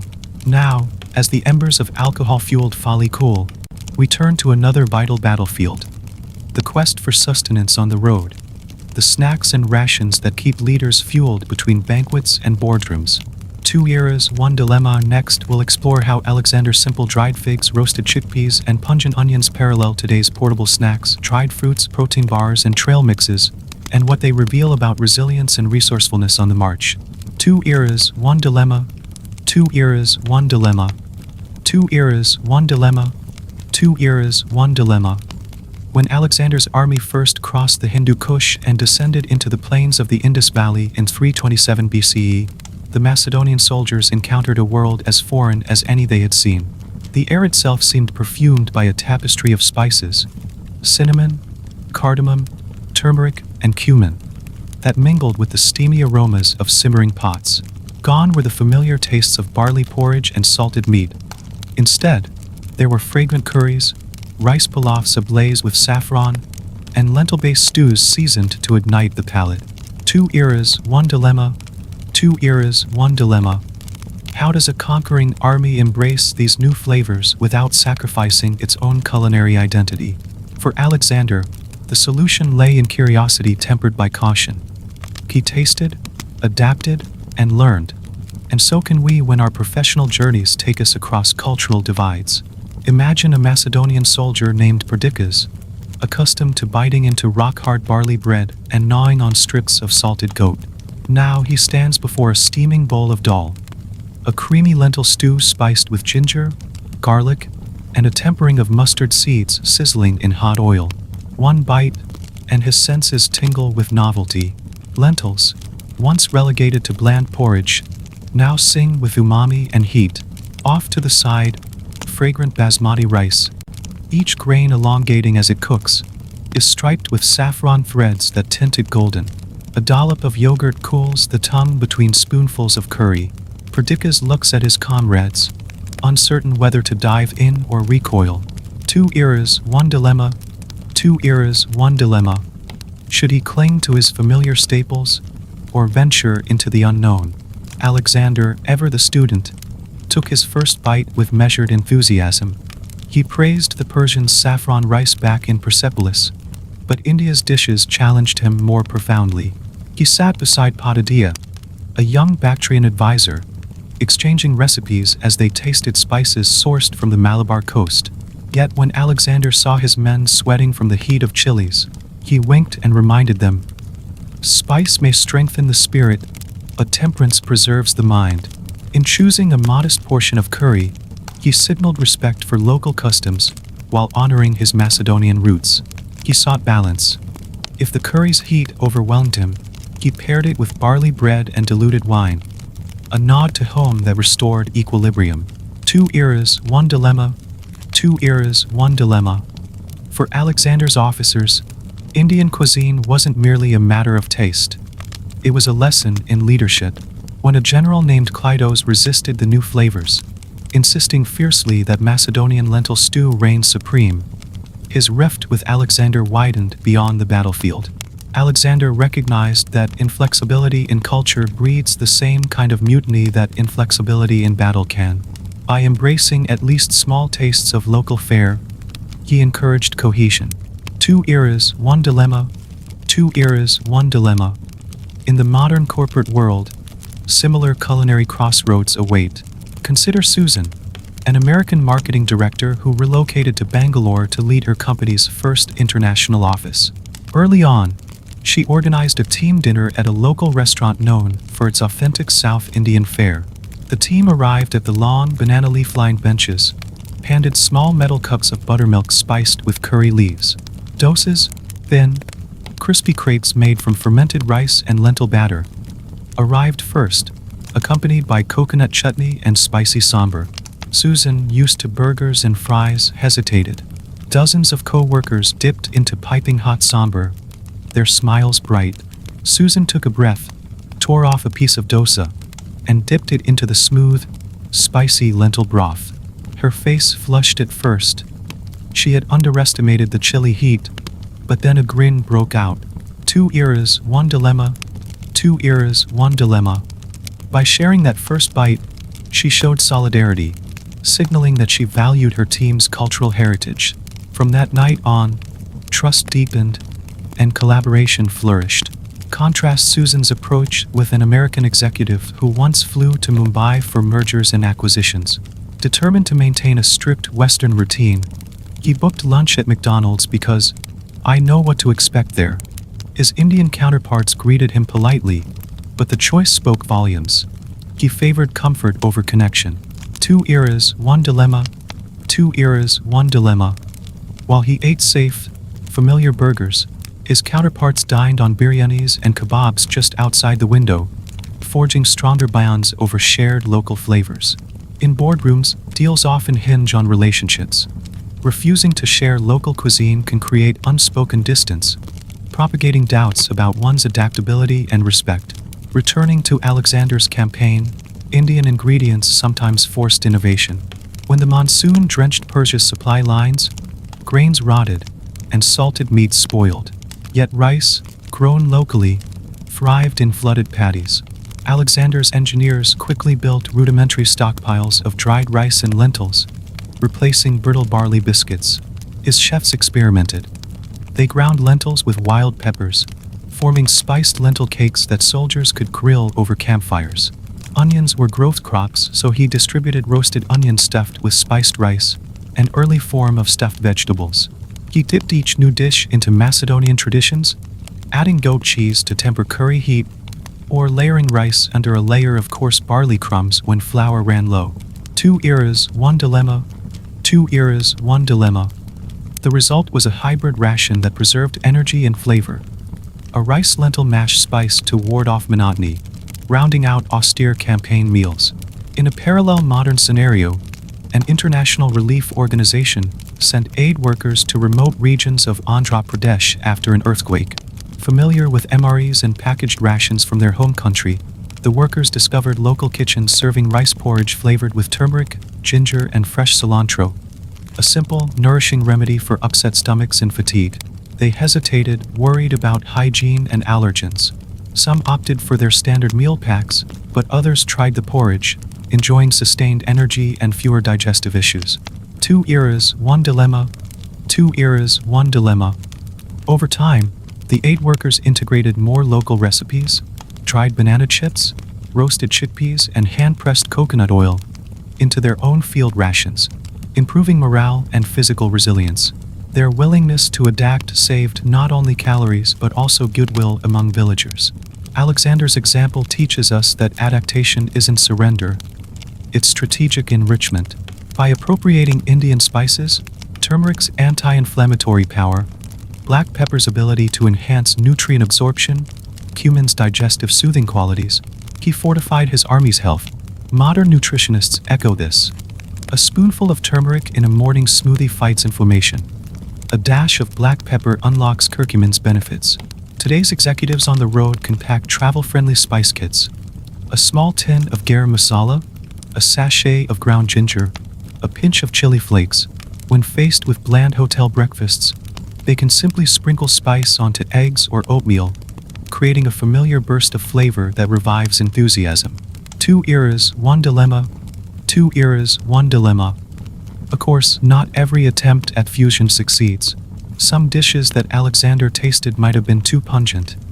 Ghastly mixtures of fermented fish and jaggery that made even hardened veterans recoil.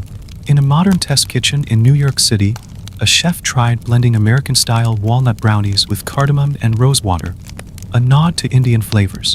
The idea was laudable, but when diners found the combination clashing or too perfumed, the chef learned the hard way that bold flavors require delicate balance. 2 eras, 1 dilemma. 2 eras, 1 dilemma. The same applies to executives. Sponsoring a global product launch with a mid-course of experimental fusion can backfire if customers find it jarring. Thoughtful iteration is key. Sample local dialects of taste, collect feedback, and refine before going all in. Alexander often staged elaborate fusion feasts to foster unity among his diverse subjects. In Susa, he hosted a dinner where Greek musicians played alongside Persian minstrels. He served Greek-style fish baked with honey and thyme, next to Persian-style fish steamed with rose petals and saffron. Attendees sat at tables half Greek, half Persian, exchanging toasts in both tongues. 2 eras, 1 dilemma.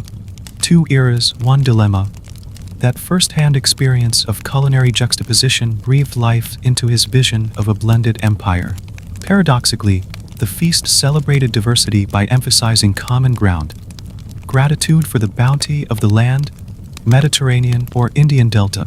For a modern leader, hosting a fusion feast might look like a company retreat in Dubai where local Emirati chefs collaborate with Californian farm-to-table restaurateurs, creating mutant dishes like camel kofta tacos with date chutney or sushi rolls spiced with ciabatta. The event's purpose: let us honor every culture that contributes to our global success. Teams tasting these dishes learn that innovation flourishes where traditions intersect. 2 eras, 1 dilemma. 2 eras, 1 dilemma. Yet every cross-cultural culinary venture demands humility. Alexander's messengers sometimes returned with tales of shocking foods: giant water buffalo stews simmered for days, scorpion kebabs, or fermented mango chutney so potent it aged the mind. Some officers recoiled, others approached with curiosity.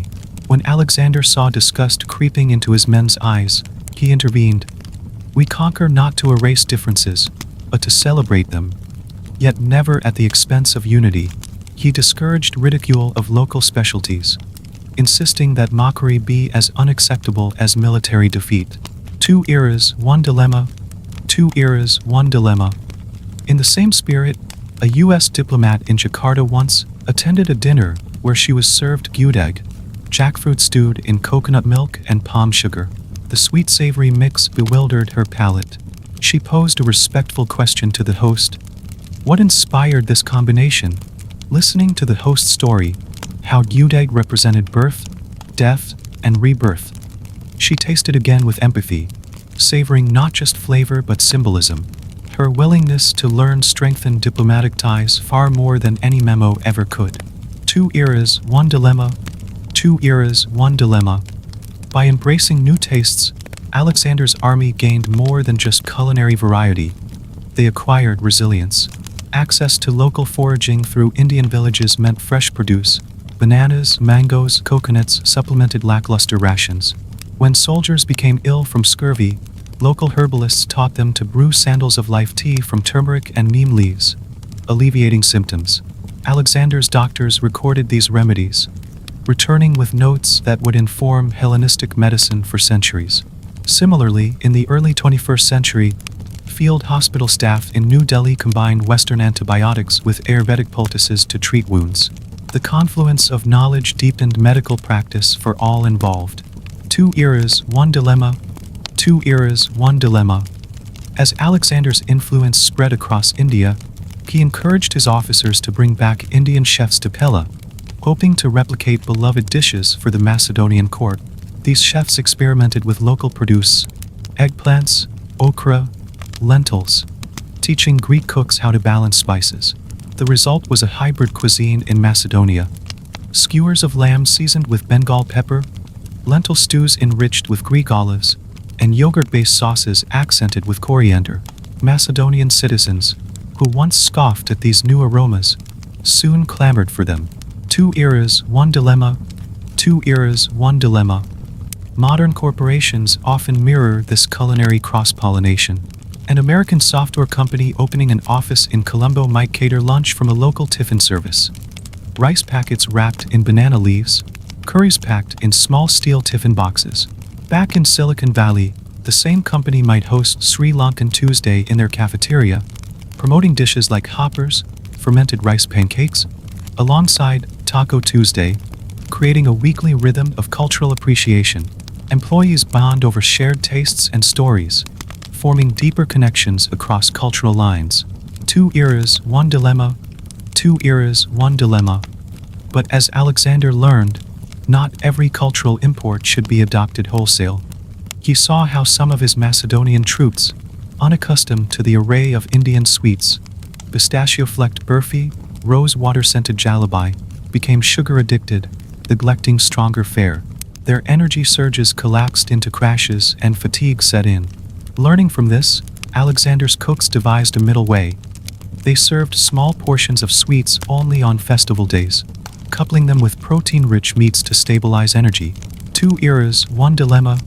Two eras, one dilemma. Today's global leaders face analogous pitfalls, overhyping novelty at the expense of substance. A restaurant chain might roll out an experimental menu of global fusion bites, but if those dishes overshadow core offerings or alienate loyal customers, the experiment becomes a liability. By the same token, a business that launches cultural Fridays in the office, serving diverse cuisines but without context or education, risks tokenism rather than genuine inclusion. Two eras, one dilemma. Two eras, one dilemma. The key is balance. Embrace innovation and novelty. Explore Indian spices, modernize Macedonian lentils, mix saffron with barley, but ground every step in respect and purpose. Alexander's legacy in culinary diplomacy wasn't simply loving curry or inviting foreign chefs. It was creating spaces where Greek and Indian identities coexisted. He built fusion feasts that transcended mere novelty to express unity in diversity. Two eras, one dilemma. Two eras, one dilemma. So, as we imagine our own professional journeys through diverse cultures, let's ask ourselves, will we only dine on the familiar, or do we dare to taste the unfamiliar and let it reshape us? Whether negotiating a cross-border merger, opening an overseas office, or simply attending an international conference dinner, our culinary choices carry weight. Sharing food, after all, is a universal act of goodwill, yet it demands mindfulness. By sampling a dish authentically, expressing gratitude, and learning its story, we build bridges that contracts alone cannot span. Two eras, one dilemma. Two eras, one dilemma. As Alexander's Indian expedition eventually receded, his soldiers returned home, their palates forever changed. They brought with them an appreciation for chiles, cumin, and ginger that shaped Hellenistic kitchens for generations. The conqueror's table, once limited to barley, cheese, and diluted wine, transformed into a mosaic of flavors reflecting the vastness of his empire. Two eras, one dilemma. Two eras, one dilemma. Now, let's turn our attention to perhaps the most humble yet profound staple in Alexander's diet, the lentil. Its unassuming presence sustained armies and shaped civilizations. Next, we'll explore how the lentil became Alexander's dietary North Star, and what that means for modern leaders and their teams. Two eras, one dilemma. Two eras, one dilemma. Two eras, one dilemma. Two eras, one dilemma. Lentils might not seem glamorous. In baskets at bustling marketplaces from ancient Macedon to modern farmers' markets, they sit quietly, tiny, earthy, a spectrum of greens, browns, and reds. Yet for Alexander the Great, these unassuming pulses were a dietary anchor, a reliable source of fuel that traveled well, cooked quickly, and nourished armies across continents. Two eras, one dilemma. Two eras, one dilemma. Picture a chilly dawn in 330 BCE, just outside Babylon. Alexander and his officers emerge from their tents to a modest pot of lentil stew simmering over a low flame. The fragrance is faint but comforting, a hint of earthy warmth mingled with wild garlic and a pinch of salt. For Alexander, who has swept through Persia and now eyes the riches of Babylon, tasting that bowl of lentils is a ritual, a reminder of the discipline instilled by Aristotle, the frugality taught by Philip, and the unity shared with his soldiers. As he dips a reed ladle into the pot, he sees the same lentils nourishing hundreds of foot soldiers, their hungry faces lit by hope that a simple meal can sustain them through scorching days and sleepless nights on campaign. 2 eras, 1 dilemma. 2 eras, 1 dilemma. Lentils have been a staple of the Greco-Macedonian diet for centuries. Archaeobotanical evidence suggests that by 3000 BCE, people in what is now Greece were cultivating and consuming these pulses. High in protein, fiber, iron, and folate, lentils offered more than just empty calories. They delivered steady energy, supported muscle repair, and kept digestive systems humming, essential for soldiers who marched 20 miles a day under heavy packs. Unlike meat, which required slaughtering animals and careful preservation, lentils could be stored dried for long periods and cooked quickly in boiled water. Boiling a handful took mere minutes, vital when armies needed to move swiftly without lingering at campfires. 2 eras, 1 dilemma. 2 eras, 1 dilemma. For a military campaign, efficiency is everything. Alexander's march through the Gedrosian desert tested every logistical resource. Barley bread turned to gravel-like shards under the sun. Salted meat grew rancid in the heat, and water was a scarce luxury. But dried lentils, often stored in leather sacks, endured. Soldiers simply boiled them in water drawn from muddy wells, stirred in a little goat's milk if available, and sometimes spiced them with wild herbs for flavor. Even the horses seemed to nibble happily on leftover lentil stalks when supply wagons ran low on fodder. That modest stew of pulses and herbs sustained men who would later cross the Indian subcontinent. 2 eras, 1 dilemma. 2 eras, 1 dilemma. Contrast that with a modern marathoner's breakfast or a Silicon Valley startup founder's lunch. Many today pay premium prices for superfoods, quinoa, chia seeds, acai bowls, yet often overlook lentils, a commoner superfood for millennia. Take Jenna, a marketing executive in Austin, Texas. Her mornings once began with kale smoothies and avocado toast, purchased in overpriced cafes. By mid-afternoon, though, she crashed. Her cognitive sharpness deserted her, replaced by an urge for sugary snacks. A colleague recommended that Jenna try a lentil and vegetable soup recipe. Sautéed onions, carrots, and celery, red lentils, a hint of cumin, simmered until thick, then topped with a squeeze of lemon. Jenna prepared a big batch on Sunday, packed individual portions, and by Tuesday noticed a steady stream of energy. No more 3 p.m. slumps. Her team even teased her for using ancient wartime food, but Jenna shrugged. If it works for soldiers crossing deserts, it can work for me and my Excel spreadsheets. 2 eras, 1 dilemma. 2 eras, 1 dilemma. Back in Alexander's era, there were lessons embedded in lentils that transcended nutrition. Aristotle had emphasized moderation and balance in all things, including diet.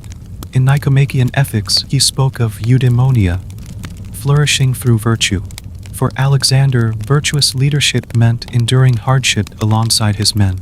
If he filled his plate with lavish Persian delicacies while soldiers gnawed on tough barley, he risked fracturing the morale that bound his phalanx. Lentils symbolized equality. Greek generals, Persian satraps, and foot soldiers all partook in the same simple fare. It was a living lesson in ethos. No one was above the basics of sustenance. 2 eras, 1 dilemma. 2 eras, 1 dilemma. A parallel emerges today in leadership philosophy.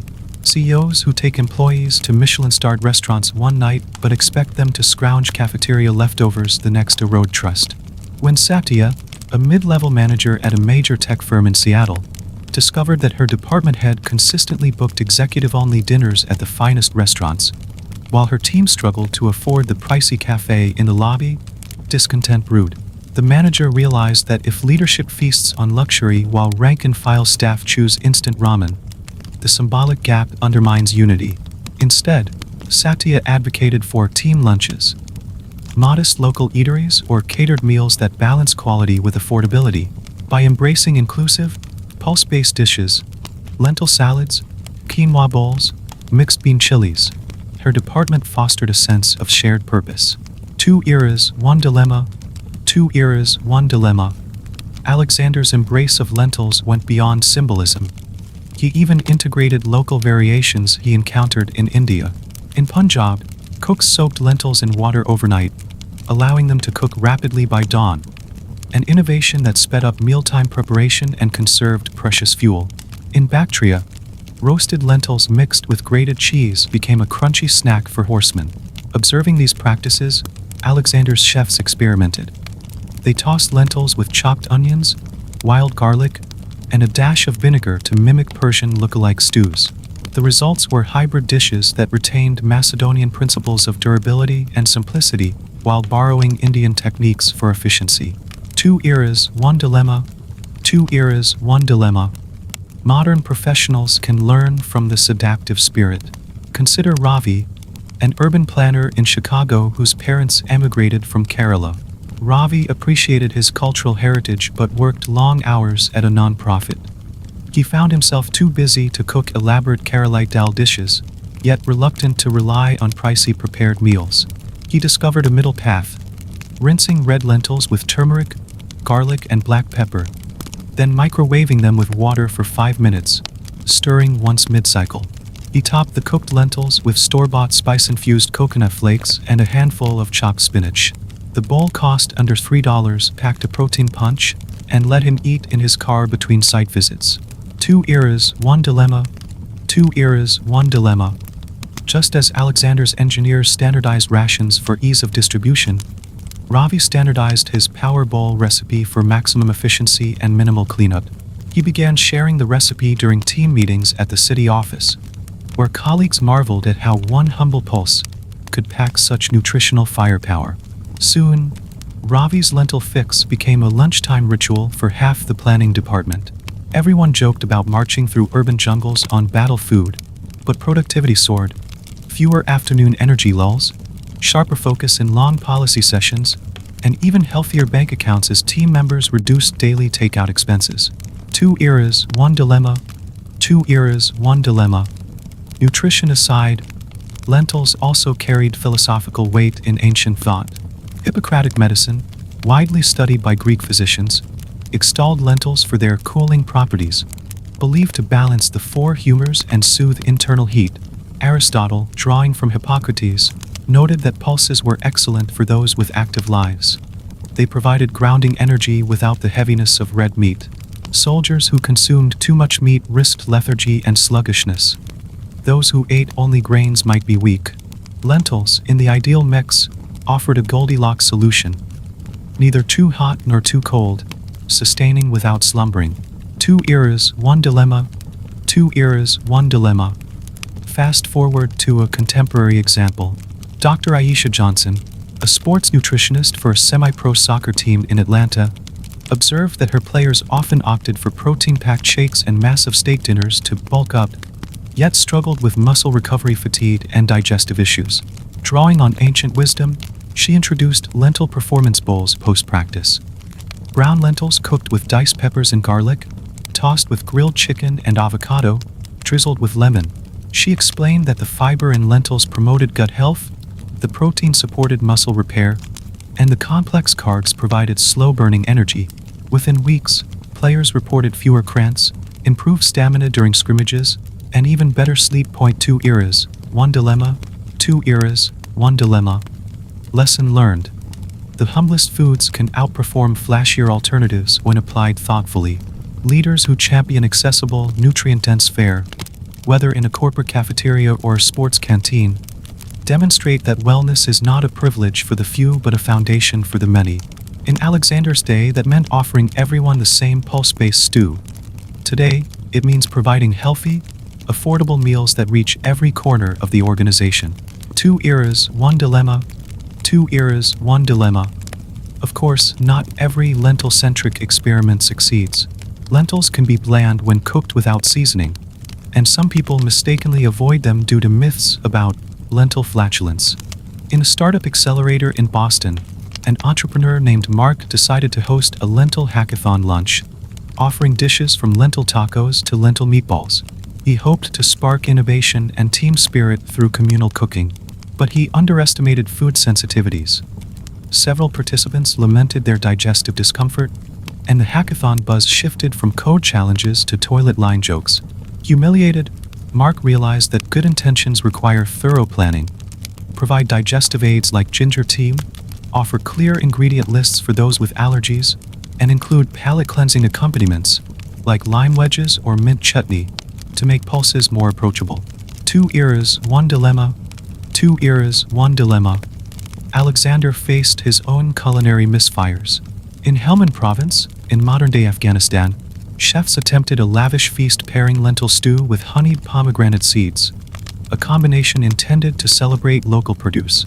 Instead, the overly sweet and savory mix caused indigestion among troops already dealing with harsh desert heat, forcing Alexander to revert to plain lentil porridge until stomachs settled. Even great leaders must recalibrate when experiments falter. 2 eras, 1 dilemma. 2 eras, 1 dilemma. From a leadership perspective, lentils taught humility. Alexander never glorified his daily lentil rations. He simply recognized their value. He rewarded excellence with fine Persian wine and feasts, but on hard marches, he returned to those humble pulses without complaint. That humility signaled to his men that he shared their struggles. Modern CEOs who tweet about dining on ethically sourced lentil soup, rather than posting glossy brunch photos, show vulnerability and solidarity. When an organizational culture values authenticity over image, employees feel seen and supported. 2 eras, 1 dilemma.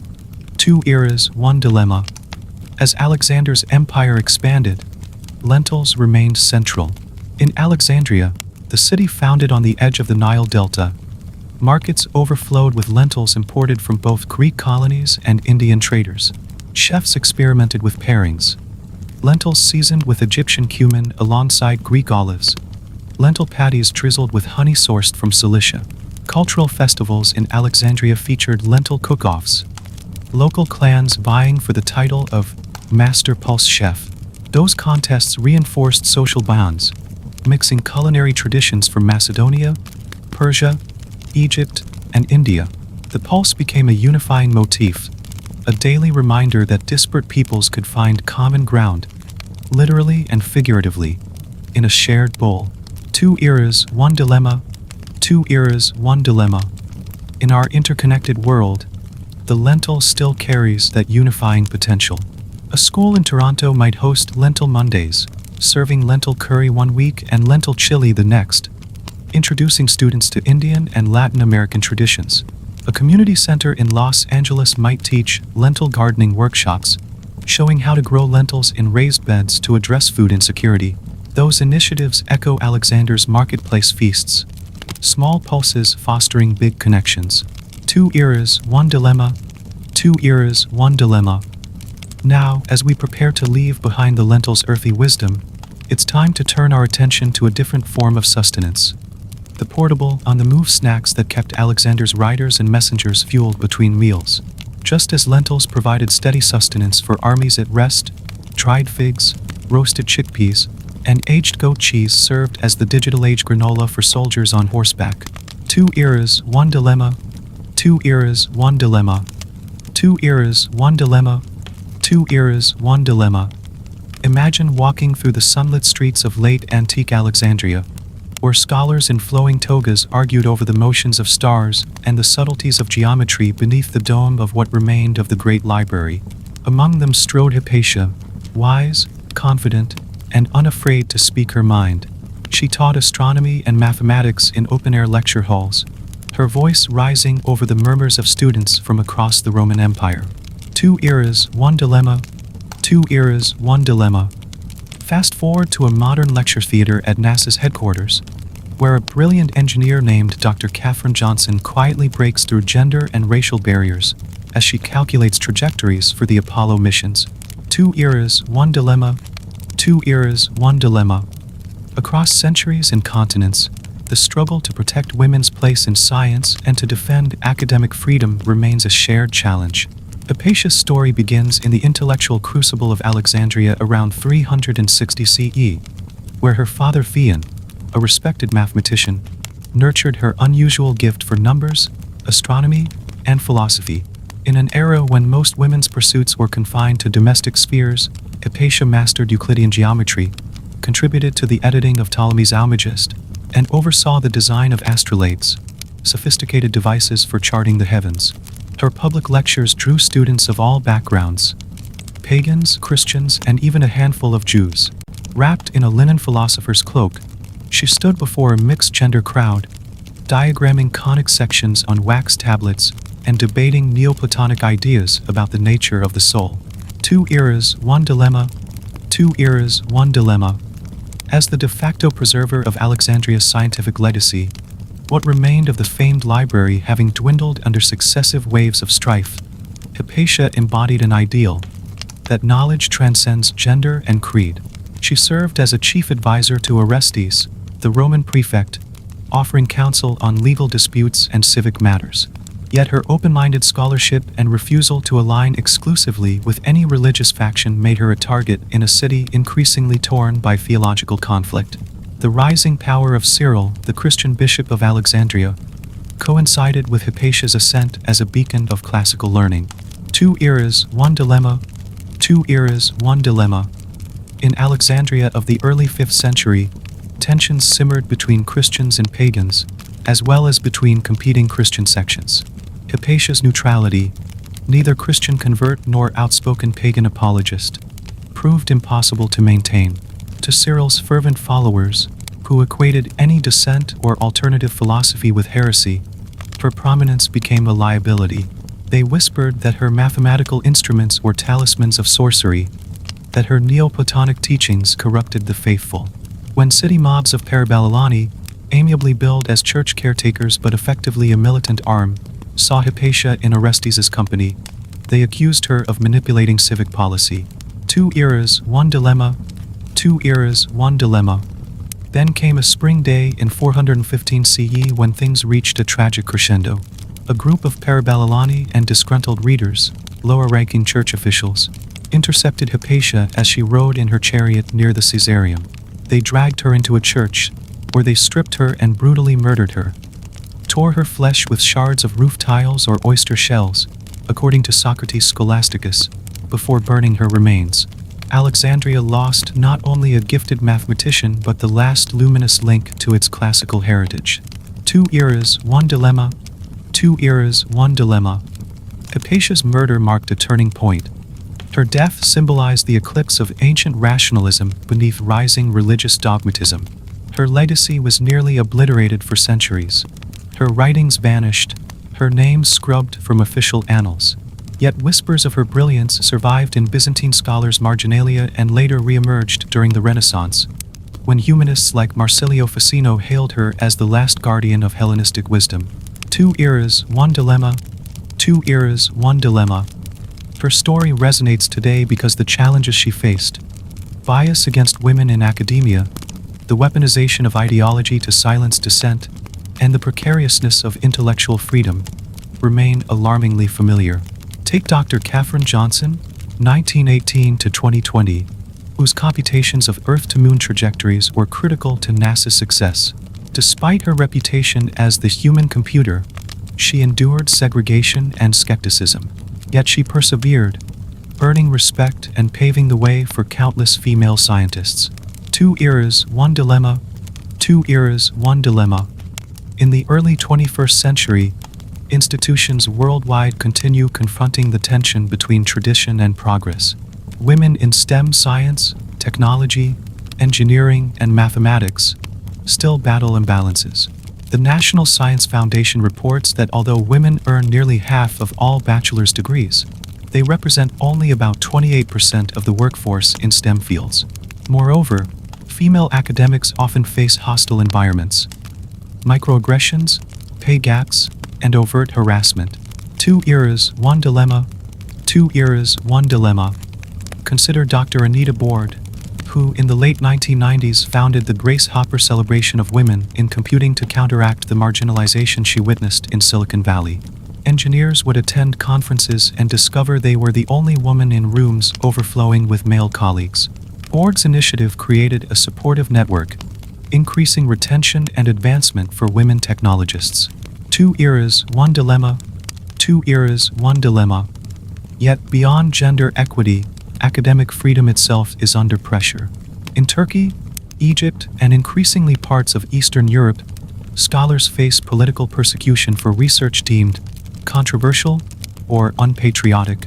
In 2019, Dr. Lana Abu Basij, a Yemeni geologist, was expelled from a faculty position for her work on civil conflicts' environmental impact. Her findings challenged powerful local interests. Two eras, one dilemma. Two eras, one dilemma.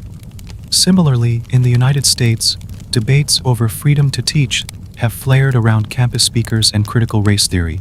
Professors at public universities sometimes find themselves sued or censured for classroom content that offends certain groups. Two eras, one dilemma. Two eras, one dilemma. Hypatia's fate reminds us that intellectual inquiry thrives when protected, but withers under coercion. She was not a political agitator in the modern sense. She did not publish polemics nor rally crowds. She simply taught mathematics and philosophy in an open forum, believing that reason could coexist with faith. Her murderer, cloaked in religious fervor, replaced debate with brutality. Two eras, one dilemma. Two eras, one dilemma. In our own times, the consequences of losing academic freedom can be subtle as well as severe. In 2017, the Hungarian government passed legislation that effectively barred Central European University from teaching graduate programs in its own capital because of its progressive curricula. The university relocated to Austria in 2019, but the loss to Hungary's academic ecosystem was profound. Two eras, one dilemma. Two eras, one dilemma. On the other hand, spaces that champion Hypatia's spirit continue to emerge. The Ada Lovelace Day, celebrated globally, honors women's achievements in STEM and provides role models for the next generation. STEM summer camps for girls and mentorship programs in robotics leagues echo what might have been Hypatia's own summer workshops, where she taught astronomy under the Aegean sun, pointing out constellations while explaining geometric theorems. Two eras, one dilemma. Two eras, one dilemma. Consider the story of Dr. Fei-Fei Li, a Chinese-American computer scientist whose early work on ImageNet changed the field of artificial intelligence. Li, a Stanford professor, championed diversity in AI and co-founded AI for All, a nonprofit bringing AI education to underrepresented communities. In a remote classroom in rural California, a high school student named Maria encountered her first neural network tutorial on image recognition, selecting pictures of cats and dogs and seeing how the AI learned patterns. Maria, whose family struggled financially, found inspiration in Li's mentorship and joined an AI for All summer program the following year. Two eras, one dilemma. Two eras, one dilemma. Hypatia's legacy also lives on in academic institutions that prioritize inclusive scholarship. The University of Alexandria, re-established in 2006 near the ancient site, promotes interdisciplinary research across humanities and sciences. Just as Hypatia once lectured on geometry, astronomy, and ethics, modern classrooms there might dissect Euclid's axioms one day and analyze climate data the next, emphasizing that no field of inquiry stands alone. Two eras, one dilemma. Two eras, one dilemma. While the lamp of academic freedom flickers in many places, it shines especially bright in hubs like Boston's Fenway neighborhood, where MIT's Media Lab fosters cross-disciplinary innovation while committing to open-source principles. Students from diverse backgrounds join together to code assistive devices for people with disabilities, develop urban gardening algorithms, and design solar-powered drones for environmental monitoring.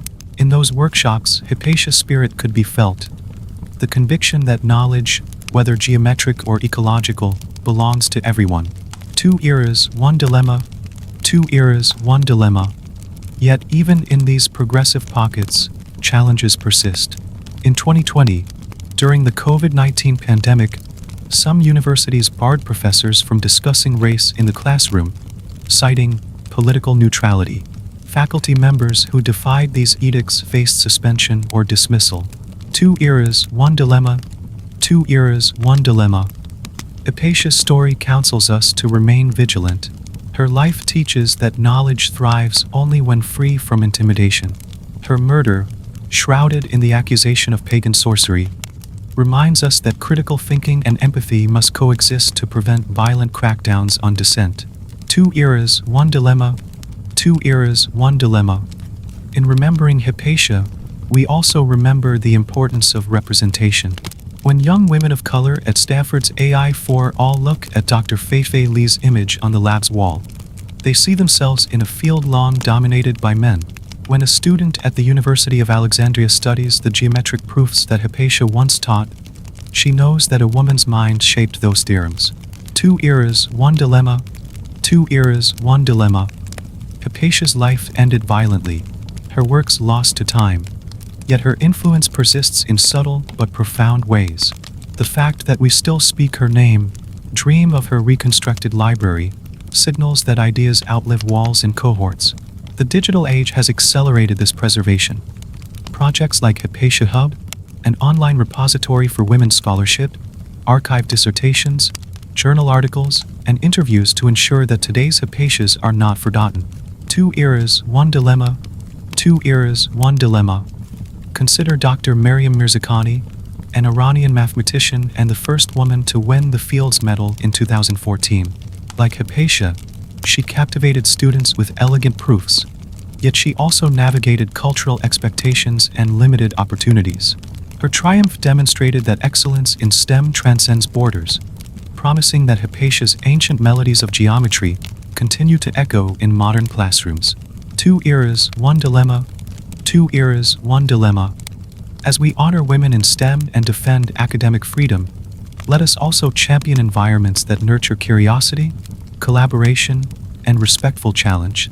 In workplace settings, that might mean establishing ethics committees or ombuds offices where researchers can raise concerns about editorial interference or conflicts of interest. It could mean awarding grants for interdisciplinary projects, combining mathematics, computer science, and public policy, much like Hypatia's own blend of fields. Two eras, one dilemma. Two eras, one dilemma. Finally, as we prepare to leave the halls of learning and head into the broader world, let's consider the collective responsibility we bear. Hypatia's demise warns us of the costs when fear trumps curiosity. Her life celebrates the heights that reason, passion, and open inquiry can achieve. Two eras, one dilemma. Two eras, one dilemma. Soon, we'll shift our gaze from the realm of scholarship to something both tangible and transcendent. The temples of humankind, an underground labyrinth near Turin, carved by hand to unite ancient symbols, cosmic energies, and human creativity. It's a modern echo of temples that once rose in Alexandria's library, a physical manifestation of the idea that knowledge and spirituality can be entwined. Two eras, one dilemma. Two eras, one dilemma. Two eras, one dilemma. Two eras, one dilemma. Beneath the quiet stretch of the Italian Alps, just 30 meters from the village of Vidraco, lies a hidden marvel, the temples of humankind, carved entirely by hand over nearly 2 decades by an intentional community called Damanhur. These subterranean halls stretch across 5 levels, connected by spiral staircases, arched passageways, and domes that could rival any cathedral. Here, sacred geometry, cosmic symbolism, and artistic vision collide. Yet, like Alexander's secret cooking of lentils and Hypatia's clandestine preservation of knowledge, the temples took root in secrecy before revealing their grandeur. Two eras, one dilemma. Two eras, one dilemma. The story begins in 1978, when Oberto Eraudi, later known to Damanhurans as Falco, gathered a handful of like-minded individuals in the foothills of Piedmont. Inspired by visions of higher consciousness and ancient civilizations, the group believed humanity could evolve by reconnecting with what they called synchronization lines, energetic currents crisscrossing the earth. Falco claimed that these lines intersected beneath Vidraco and that constructing a sacred underground temple at this nexus would amplify spiritual energies. Over the next 17 years, community members worked by night, swinging pickaxes, chiseling granite, and hauling debris, while their neighbors above saw nothing amiss. Two eras, one dilemma. Two eras, one dilemma. Imagine the scene. A modest alpine farmhouse perched on a hillside hides a hidden trapdoor. Beneath it, a tunnel extends into solid rock, leading to the first chamber, known as the Hall of Earth. As you descend, the air cools and dim light reveals mosaics at your feet, swirling patterns of ochre and terracotta that converge toward a central chalice shape. The ceiling, carved into a giant inverted dome, features reliefs of ancient fertility goddesses, their arms outstretched as if embracing all who enter. Columns ring the chamber, each embedded with copper coils and cords that Damanhorans believe conduct and amplify earthly energies. Two eras, one dilemma. Two eras, one dilemma. What purpose did these secret chambers serve? To Damanhorans, they were living temples, spaces to meditate, heal, and realign with the cosmos. Each room held a theme. The Hall of Mirrors focused on introspection, with reflective glass surfaces beneath stained glass windows. The Hall of Spheres served as a locus for cosmic connection, housing crystal orbs designed to resonate with distant energies. The Hall of Water featured a central pool where visitors could float and contemplate past lives. Constructed without blueprints or heavy machinery, the temples stand as a testament to collective dedication, an echo of ancient societies that built cathedrals, ziggurats, and pyramids by hand. Two eras, one dilemma. Two eras, one dilemma. Surrounded by commitment and secrecy, Damanhor's members face dilemmas that mirror those in Alexander's and Hypatia's times. Should they reveal their work prematurely, risking demolition? Falco chose secrecy, believing that premature exposure would invite external interference and stifle their spiritual mission. Similarly, Hypatia taught her students in public, but her broader research remained hidden until she judged the time right, and tragically, her openness cost her life. Alexander's covert adaptations, like borrowing Indian cooking methods, also balanced secrecy and revelation. Two eras, one dilemma. Two eras, one dilemma. In 1992, a former Damanhoran tipped off Italian authorities about an enormous illegal structure beneath the farmhouse. Officials, expecting to find a simple tax shelter or bunker, were stunned to uncover vast chambers glittering with mosaics, golden altars, and stained glass windows. Panic ensued. Demolish it, some officials demanded. Preserve this miracle, others argued. After intense negotiations, the government opted for preservation under strict safety regulations. Damanhor opened its doors to archaeologists, engineers, and journalists. The underground marvel went from hidden eccentricity to celebrated cultural treasure. Two eras, one dilemma. Two eras, one dilemma. The temples of humankind offer immediate lessons for anyone building an intentional community today. Vision meets practicality. Falco's vision of a cosmic nexus could have remained abstract. Instead, he recruited people with diverse skills, artists, engineers, builders, directing them to translate metaphysical designs into physical form. Much like Alexander combined Macedonian and Indian culinary practices to sustain his troops, Damanhoran builders fused sacred geometry with geological realities. They tested rock hardness, studied natural caverns, and adjusted their blueprints as they progressed, ensuring structural integrity. For modern communities, the balance between idealism and feasibility is crucial. A shared dream must align with the practical skill sets and resources of its members. Two eras, one dilemma. Two eras, one dilemma. Secrecy versus transparency. For nearly 2 decades, Damanhor's secrecy shielded the project from bureaucratic shutdown. Yet once revealed, the temples benefited from public fascination and legal protection. Similarly, Hypatia's guarded preservation of texts allowed them to survive turbulent times, even if those works never reached her lifetime peers. Today's intentional communities face a comparable choice: remain closed and risk irrelevance, or open up and risk regulatory constraints. Each pathway has trade-offs. Damanhor's hybrid approach, secret construction followed by transparent sharing, helped them avoid demolition while building a global following. Two eras, one dilemma. Two eras, one dilemma. Integration of diverse traditions. The temples weave motifs from Egyptian hieroglyphs, Celtic spirals, Hindu mandalas, and futuristic star maps, an embodiment of Damanhor's conviction that all mythologies point to shared truths. When Alexander sat with Persian nobility, he learned to integrate their governance practices into his own systems. Hypatia merged Greek and Egyptian scholarship to create commentaries that informed later Islamic and European sciences. Modern communal ventures, co-housing projects, eco-villages, co-housing, succeed when they combine diverse cultural practices. A Toronto co-op might blend indigenous housing designs with Scandinavian energy-efficient systems, creating homes that honor tradition and technology. Two eras, one dilemma. Two eras, one dilemma. Rituals foster cohesion. Davenporans hold daily ceremonies, smiling sunrise rituals, weekly social alchemy meetings, monthly synchronized meditations under the cosmic alignment of the temples. Such rituals echo Hypatia's daily public lectures, where shared learning forged intellectual bonds across faiths. In business incubators, regular pitch nights or communal coffee hours serve similar ends. They create rhythms, build trust, and remind participants of shared values. Two eras, one dilemma. Two eras, one dilemma. Economic self-sufficiency and adaptation. Above ground, Davenporan villages produce organic food, herbal remedies, and artisanal crafts, selling them to support the community.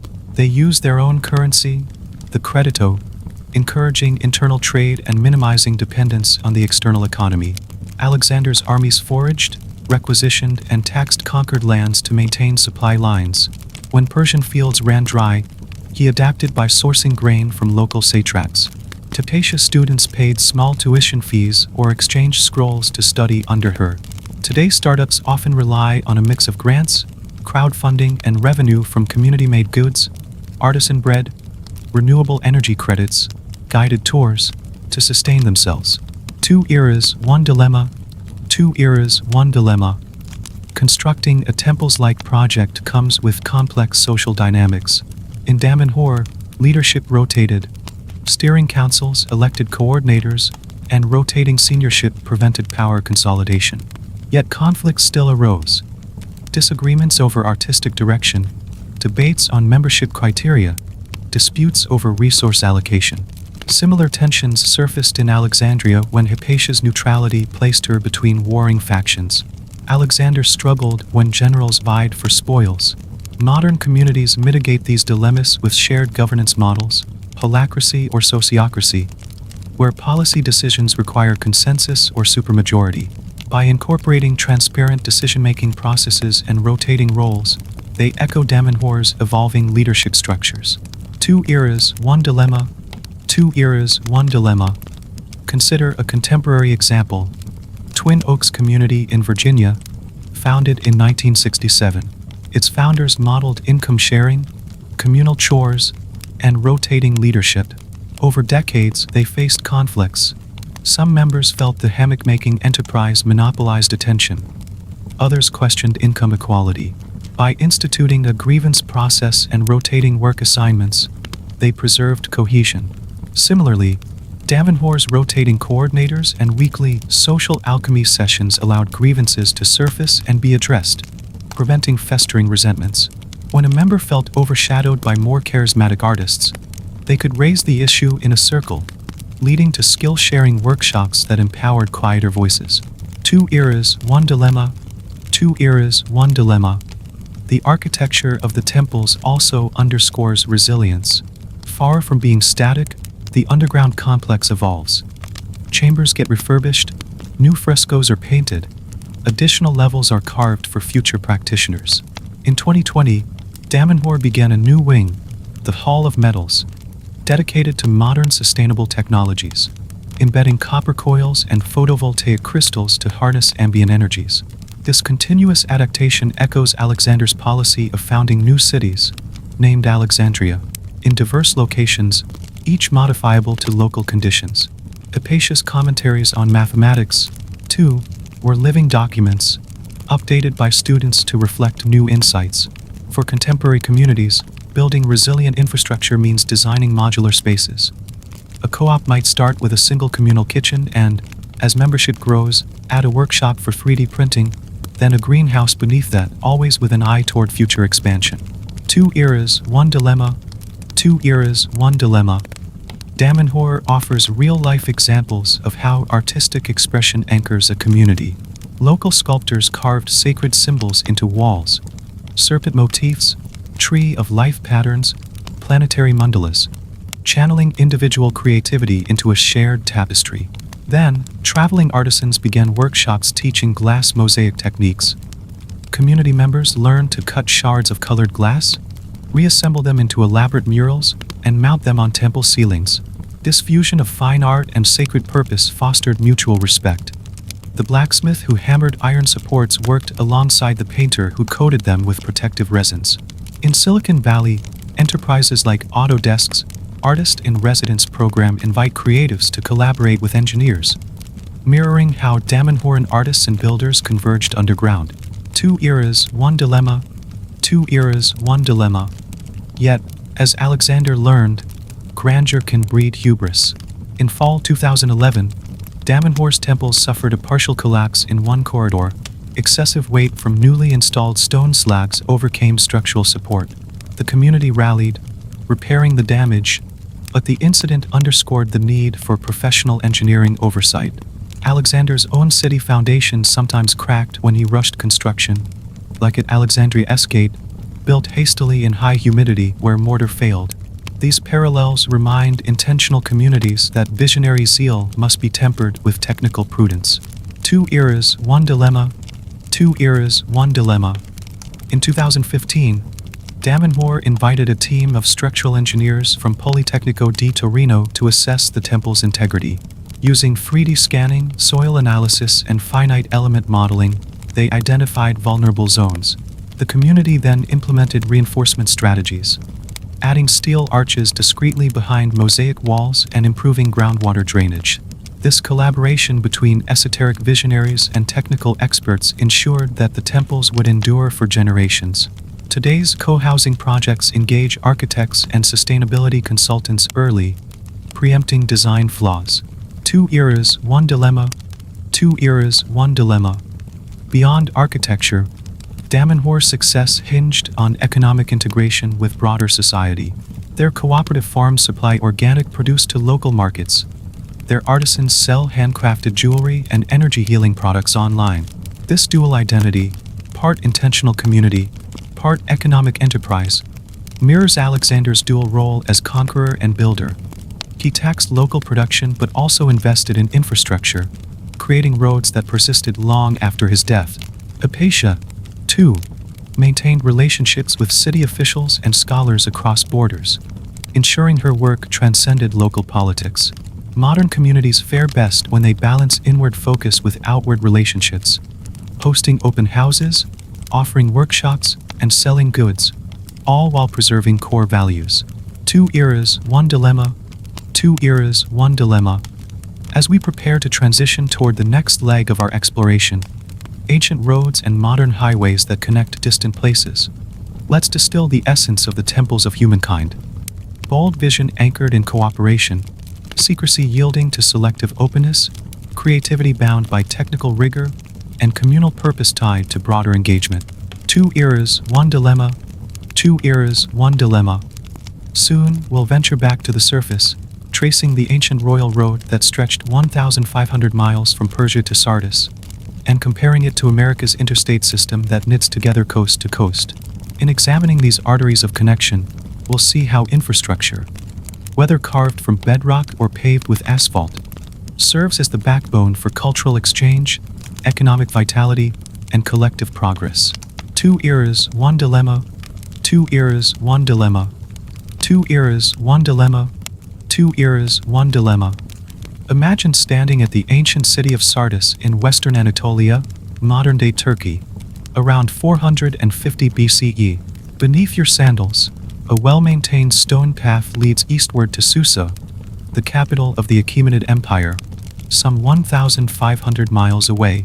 This is the Royal Road, commissioned by Darius the Great, engineered and policed to facilitate rapid communication, troop movements, and commerce across a vast, multi-ethnic empire.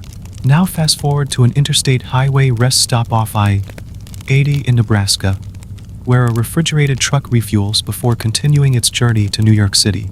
Two eras, one dilemma. Two eras, one dilemma. How do societies knit together far-flung regions so people, goods, and ideas can flow freely, yet maintain control and safety.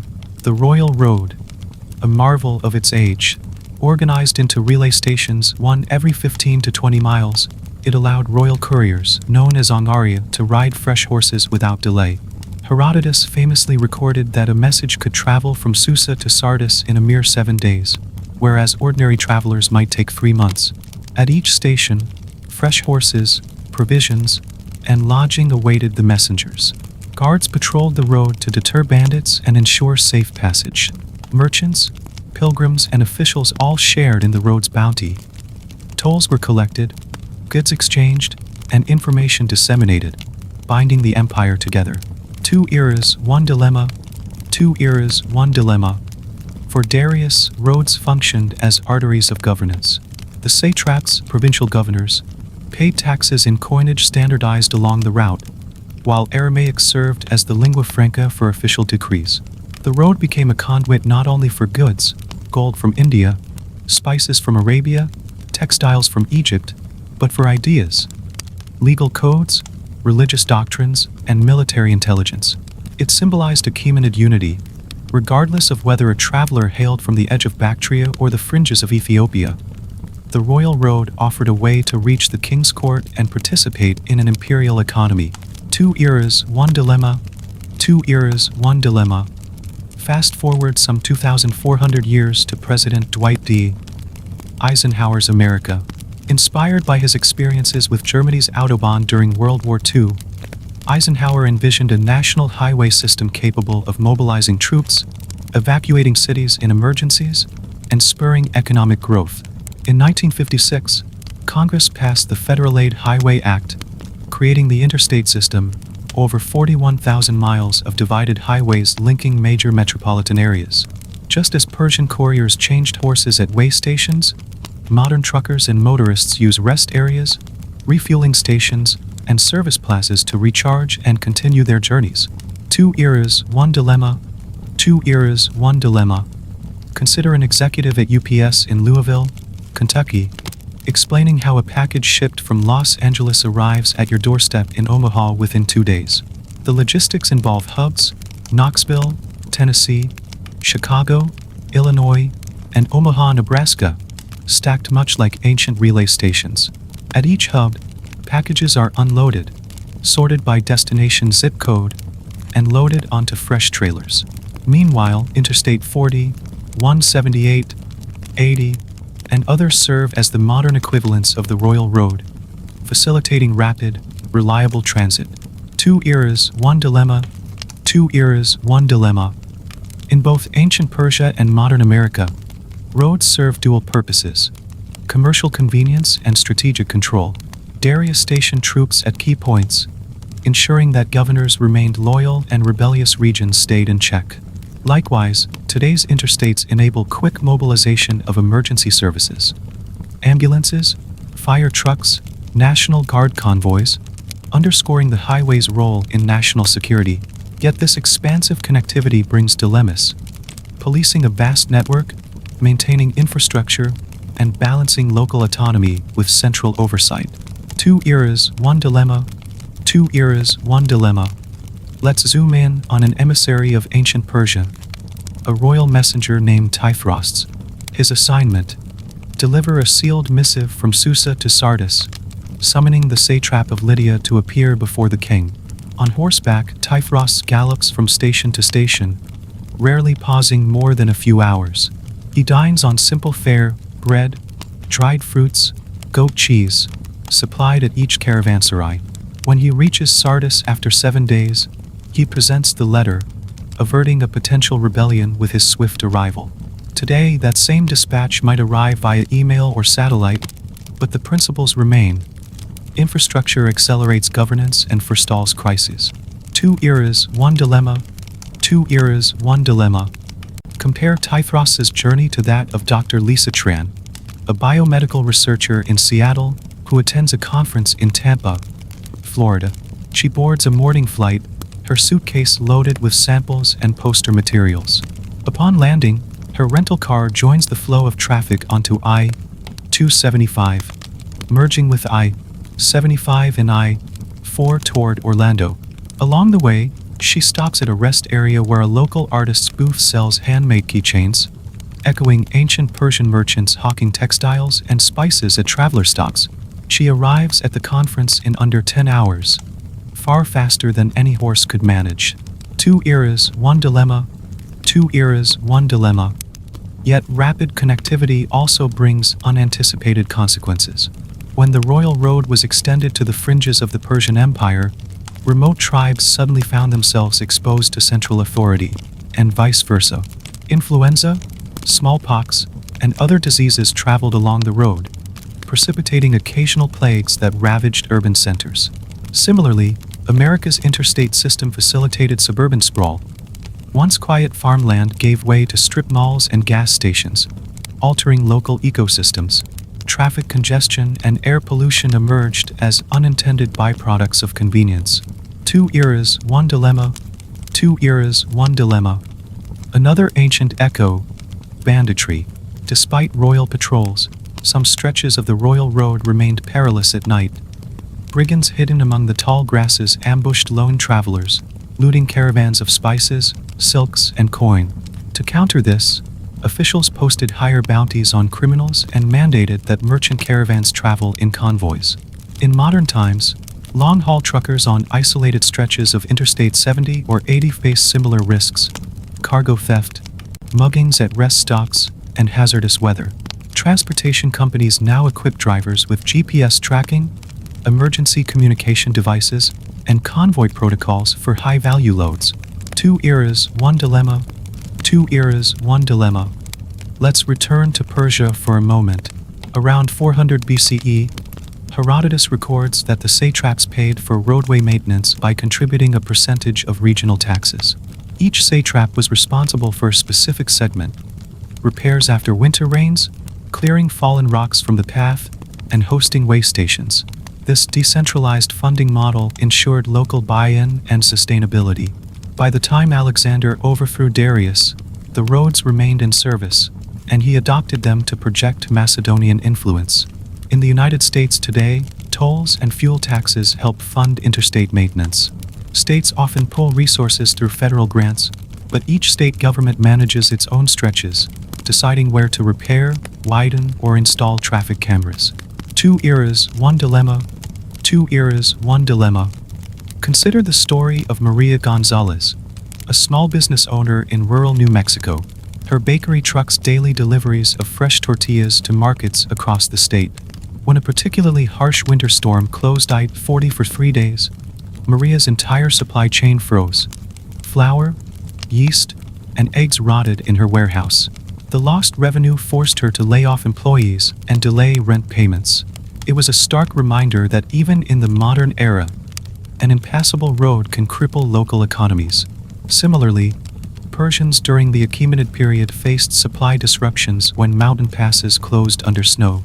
Both societies learned that redundancy, alternative routes, stockpiles of grain, prepositioned supplies, is essential. 2 eras, 1 dilemma. 2 eras, 1 dilemma. Let's delve deeper into the economic impact of roads.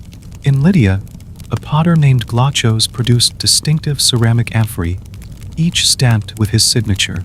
Thanks to the royal road, Glaucos's wares reached Bactria, Egypt, and media markets 10 times the size of his home city. He negotiated barters with traders who paid in gold dust and aromatic resins. His pottery became coveted far beyond Lydia's borders. Similarly, when Interstate 80 opened a direct route through Utah in 1974, a craftsman named Pete Hauser began shipping hand-tooled leather goods from Salt Lake City to Denver, Kansas City, and beyond. The wider market pumped new life into his workshop, spawning a storefront in Omaha within 2 years. 2 eras, 1 dilemma. 2 eras, 1 dilemma. Roads also influence cultural exchange. On the royal road, storytellers recited Persian epics to Greek visitors. Artisans exchanged weaving techniques. Physicians shared medical remedies. When Alexander swept through, he introduced Greek theater troupes to Persian courts and brought Persian water irrigation methods to Macedonian fields. The interstate system boasts its own cultural corridors. Route 66, now largely replaced by I-40, became a symbol of cross-country freedom, spotting songs, novels, and diners. State-specific cuisines, barbecue in Kansas City, buffalo wings in Buffalo, donuts in Salem, spread along I-90 and I-80, giving travelers edible souvenirs. Two eras, one dilemma. Two eras, one dilemma. Yet highways can also sharpen regional divides. In the Achaemenid Empire, some satraps bypassed the royal road to evade taxation, trading clandestinely via mountain passes or river routes. Regional rebellions sometimes exploited difficulties on key stretches to isolate their provinces. In modern America, rural towns bypassed by interstate exits, like towns that sat along old US 66, found themselves in economic decline, starved of tourism. When shopping malls and big box stores cluster near highway interchanges, small main street shops lose business. Two eras, one dilemma. Two eras, one dilemma. Then there's strategic control. Darius's messengers carried sealed clay tablets marked with an imperial seal. Anyone who dared forge a message, wrecking armies or plotting insurrections, faced execution. Today's equivalent might be the encrypted data that armored vehicles transport across state lines, or the protected lanes designated for emergency evacuations during wildfires in California. Governments and corporations rely on roads not just to move goods but to maintain order. Two eras, one dilemma. Two eras, one dilemma. Consider the aftermath of Hurricane Katrina in 2005. As levees broke in New Orleans, highways became lifelines for evacuees. I-10 east from New Orleans saw bumper-to-bumper traffic as thousands fled. Recognizing the gridlock, authorities reversed lanes on the Crescent City Connection Bridge, converting all 6 lanes to one-way evacuation routes. A contraflow strategy reminiscent of Persian messengers commandeering relays for urgent dispatch. Two eras, one dilemma. Two eras, one dilemma. Alexander II leveraged existing roads to project power.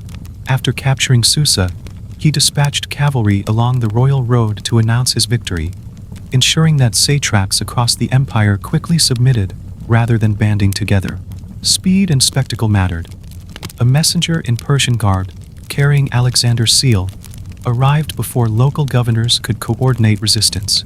In modern terms, that's akin to a rapid deployment of National Guard units via highway convoys, sealing off critical bridges to deter insurgents.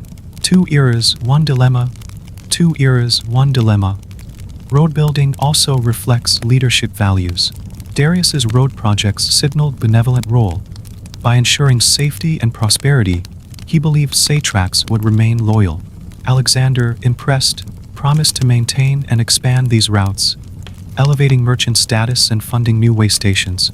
In post-war America, Eisenhower's interstate system embodied values of unity, opportunity, and national pride, generating jobs, reducing travel times, and fostering suburbia. Leaders who invest in infrastructure broadcast commitment to collective well-being. Two eras, one dilemma. Two eras, one dilemma. Of course, roads demand upkeep. In Mesopotamia, floods washed away sections of the royal road, forcing satraps to dispatch repair crews. Without maintenance, mud turned into impassable swamps. Similarly, potholes pockmark modern interstates after freeze-thaw cycles, prompting state departments of transportation to launch repair campaigns. The difference is scale and technology. Ancient crews used sand, gravel, and crude paving. Today's workers employ concrete mixers, asphalt pavers, and infrared scanners. But the principle stands. Durability hinges on consistent investment. Two eras, one dilemma. Two eras, one dilemma. As we think about future mobility, hyperloops, autonomous highways, electric vehicle charging networks, the echoes of the royal road persist. In 2022, Tesla announced plans to build a network of supercharger stations along common interstate corridors, enabling cross-country travel in electric vehicles. These stations, spaced roughly 100 miles apart, mirror ancient relay stations. Stops where vehicles refuel or recharge, drivers grab snacks, and minor repairs, tire checks, software updates, occur. Two eras, one dilemma. Two eras, one dilemma. Yet every innovation poses a dilemma. More efficient travel speeds economic activity but also strains local infrastructures. Higher electricity demand, increased traffic accidents, and environmental impacts. Ancient Persia saw caravans deplete grazing lands near way stations. Modern America grapples with congested rest areas bursting at capacity during holiday weekends. Leaders must weigh connectivity against sustainability. Two eras, one dilemma. Two eras, one dilemma. Let's pull back and consider the lesson travelers glean today. Whether pedaling a bicycle on an old Roman road or cruising at 75 miles per hour on I-95, the pathways we follow shape our experiences, economies, and cultures. The Royal Road and America's interstate highways illustrate how strategic vision, engineering prowess, and governance can transform disparate regions into cohesive entities, empires, or nations. Yet both systems also remind us that neglect of maintenance, equitable access, or environmental stewardship risks unraveling the very ties that bind. Two eras, one dilemma. Two eras, one dilemma. Soon, we'll shift our attention from land routes to the ancient maritime and pilgrimage corridors that connected continents before highways spanned the globe. We'll explore how Phoenician ships, Silk Road caravans, and pilgrim trails knitted together diverse peoples long before the first asphalt was laid. Two eras, one dilemma. Two eras, one dilemma. Two eras, one dilemma. Two eras, one dilemma. Long before asphalt crisscrossed continents and jet engines roared overhead, human beings followed rivers and coastlines, harnessing wind and wave to explore distant shores. From Phoenician traders skimming across the Mediterranean to Buddhist monks crossing deserts to reach India's sacred shrines, ancient sea routes and pilgrim trails wove a tapestry of connection that shaped civilizations. Two eras, one dilemma. Two eras, one dilemma.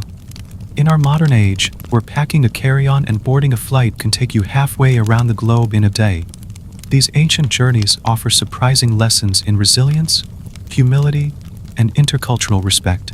Whether we're cruising in a cruise ship cabin or navigating airport security, the challenges and rewards of travel echo those faced by our forebears crossing stormy seas and dusty deserts. Two eras, one dilemma. Two eras, one dilemma. Ancient mariners, Phoenicians, and the birth of maritime trade. Imagine 1200 BCE, along the rocky coastline of Byblos, modern Byblos, Lebanon. Phoenician shipwrights carve sturdy hulls from cedar wood, each plank stitched together with flax cables steeped in tar to repel water. These ships, sleek with raised bows and sterns, skim the waves, propelled by square sails and long oars. Their mission?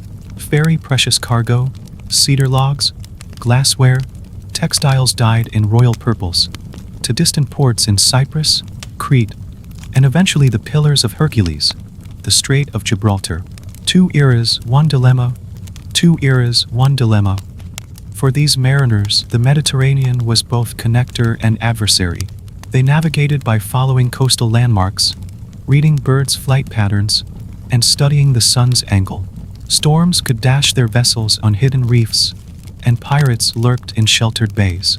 Yet the rewards were immense, forging trade networks that spanned nearly 1,000 miles, spreading the Phoenician alphabet, a precursor to Greek and Latin scripts, and planting cultural seeds that would sprout across the ancient world. Fast forward about 2,000 years to a cargo freighter approaching the port of Los Angeles. Its bow cuts through the Pacific, guided by GPS satellite signals rather than seabirds. Inside, container stacks rise like skyscrapers, filled with consumer electronics from Shenzhen, automotive parts from Nagoya, and tropical fruits from South America. The ship's crew monitor weather radars to avoid typhoons, contact port authorities to book berthing slots, and maintain engines that outperform ancient sails by orders of magnitude. Two eras, one dilemma. Two eras, one dilemma. Yet in essence, the goal remains unchanged. Connect producers to consumers, and societies to one another. Just as Phoenician traders celebrated when their flag of cedar and tar billowed in a favorable wind, today's modern mariners cheer when the wind turbines along California's coast mark their progress into the harbor. The tools have changed, sail to engine, compass to GPS, but the sea still demands vigilance, respect, and seamanship skills honed over millennia. Two eras, one dilemma. Two eras, one dilemma. Monsoon winds and the Indian Ocean. Spices, pilgrims, and cultural exchange. Travel eastward from the Mediterranean to the Indian Ocean realm, and you find another epic story of maritime prowess. By the 1st century CE, Arab and South Asian seafarers had learned to harness the monsoon winds, seasonal shifts that blow from Africa to India in the summer and reverse in the winter. These wind patterns enabled round-trip voyages. Traders could leave Gujarat's ports in April, arrive on East Africa's shores in June, load ivory and gold, and ride the winter monsoon back to India. 2 eras, 1 dilemma. 2 eras, 1 dilemma. This dynamic corridor, part of what scholars call the Maritime Silk Road, connected ports from Kilwa in modern Tanzania to Calicut on India's Malabar coast, stretching onward to Java and Sumatra. Merchants carried not just goods, pepper, cinnamon, sandalwood, and silk, but ideas and religions. By the 4th century, Buddhist missionaries boarded dhows bound for Sri Lanka and Southeast Asia, spreading their teachings as they traveled. Hindu, Jain, and later Muslim scholars made similar pilgrimages, establishing communities whose cultural legacies endure. 2 eras, 1 dilemma. 2 eras, 1 dilemma. Consider an ancient Buddhist pilgrim named Facian in the early 5th century. He left Chang'an, modern Xi'an, navigating the perilous overland Silk Road to reach India. But when he returned in 413 CE, he opted for the maritime route, boarding a ship at Budoch, in Gujarat. Months at sea, he recorded, tested his patience and health, yet brought back texts and relics that influenced East Asian Buddhism for generations. 2 eras, 1 dilemma. 2 eras, 1 dilemma. Contrast Facian's arduous voyage with modern religious tourism. In 2019, more than 2 million Muslim pilgrims journey to Mecca for the annual Hajj, boarding aircraft and high-speed trains rather than riding camel caravans or dhows. Still, the spirit is similar. An itinerary mapped in advance, communal rituals that unite strangers and challenges, stampedes, logistical bottlenecks, and health risks, echoing the perils of monsoon seas. 2 eras, 1 dilemma. 2 eras, 1 dilemma. Yet as ancient pilgrims adapted to maritime routes, modern travelers persist in their adjustments. In 2020, during the COVID-19 pandemic, Hajj attendance dropped dramatically. To preserve the spiritual essence, Saudi authorities implemented strict safety measures, thermal screenings, mandatory mask mandates, and limited gatherings. Though the modes of travel have become progressively safer and faster, jetliners instead of monsoon sails, the core dilemma remains: how to maintain sacred traditions while navigating contemporary risks. 2 eras, 1 dilemma. 2 eras, 1 dilemma.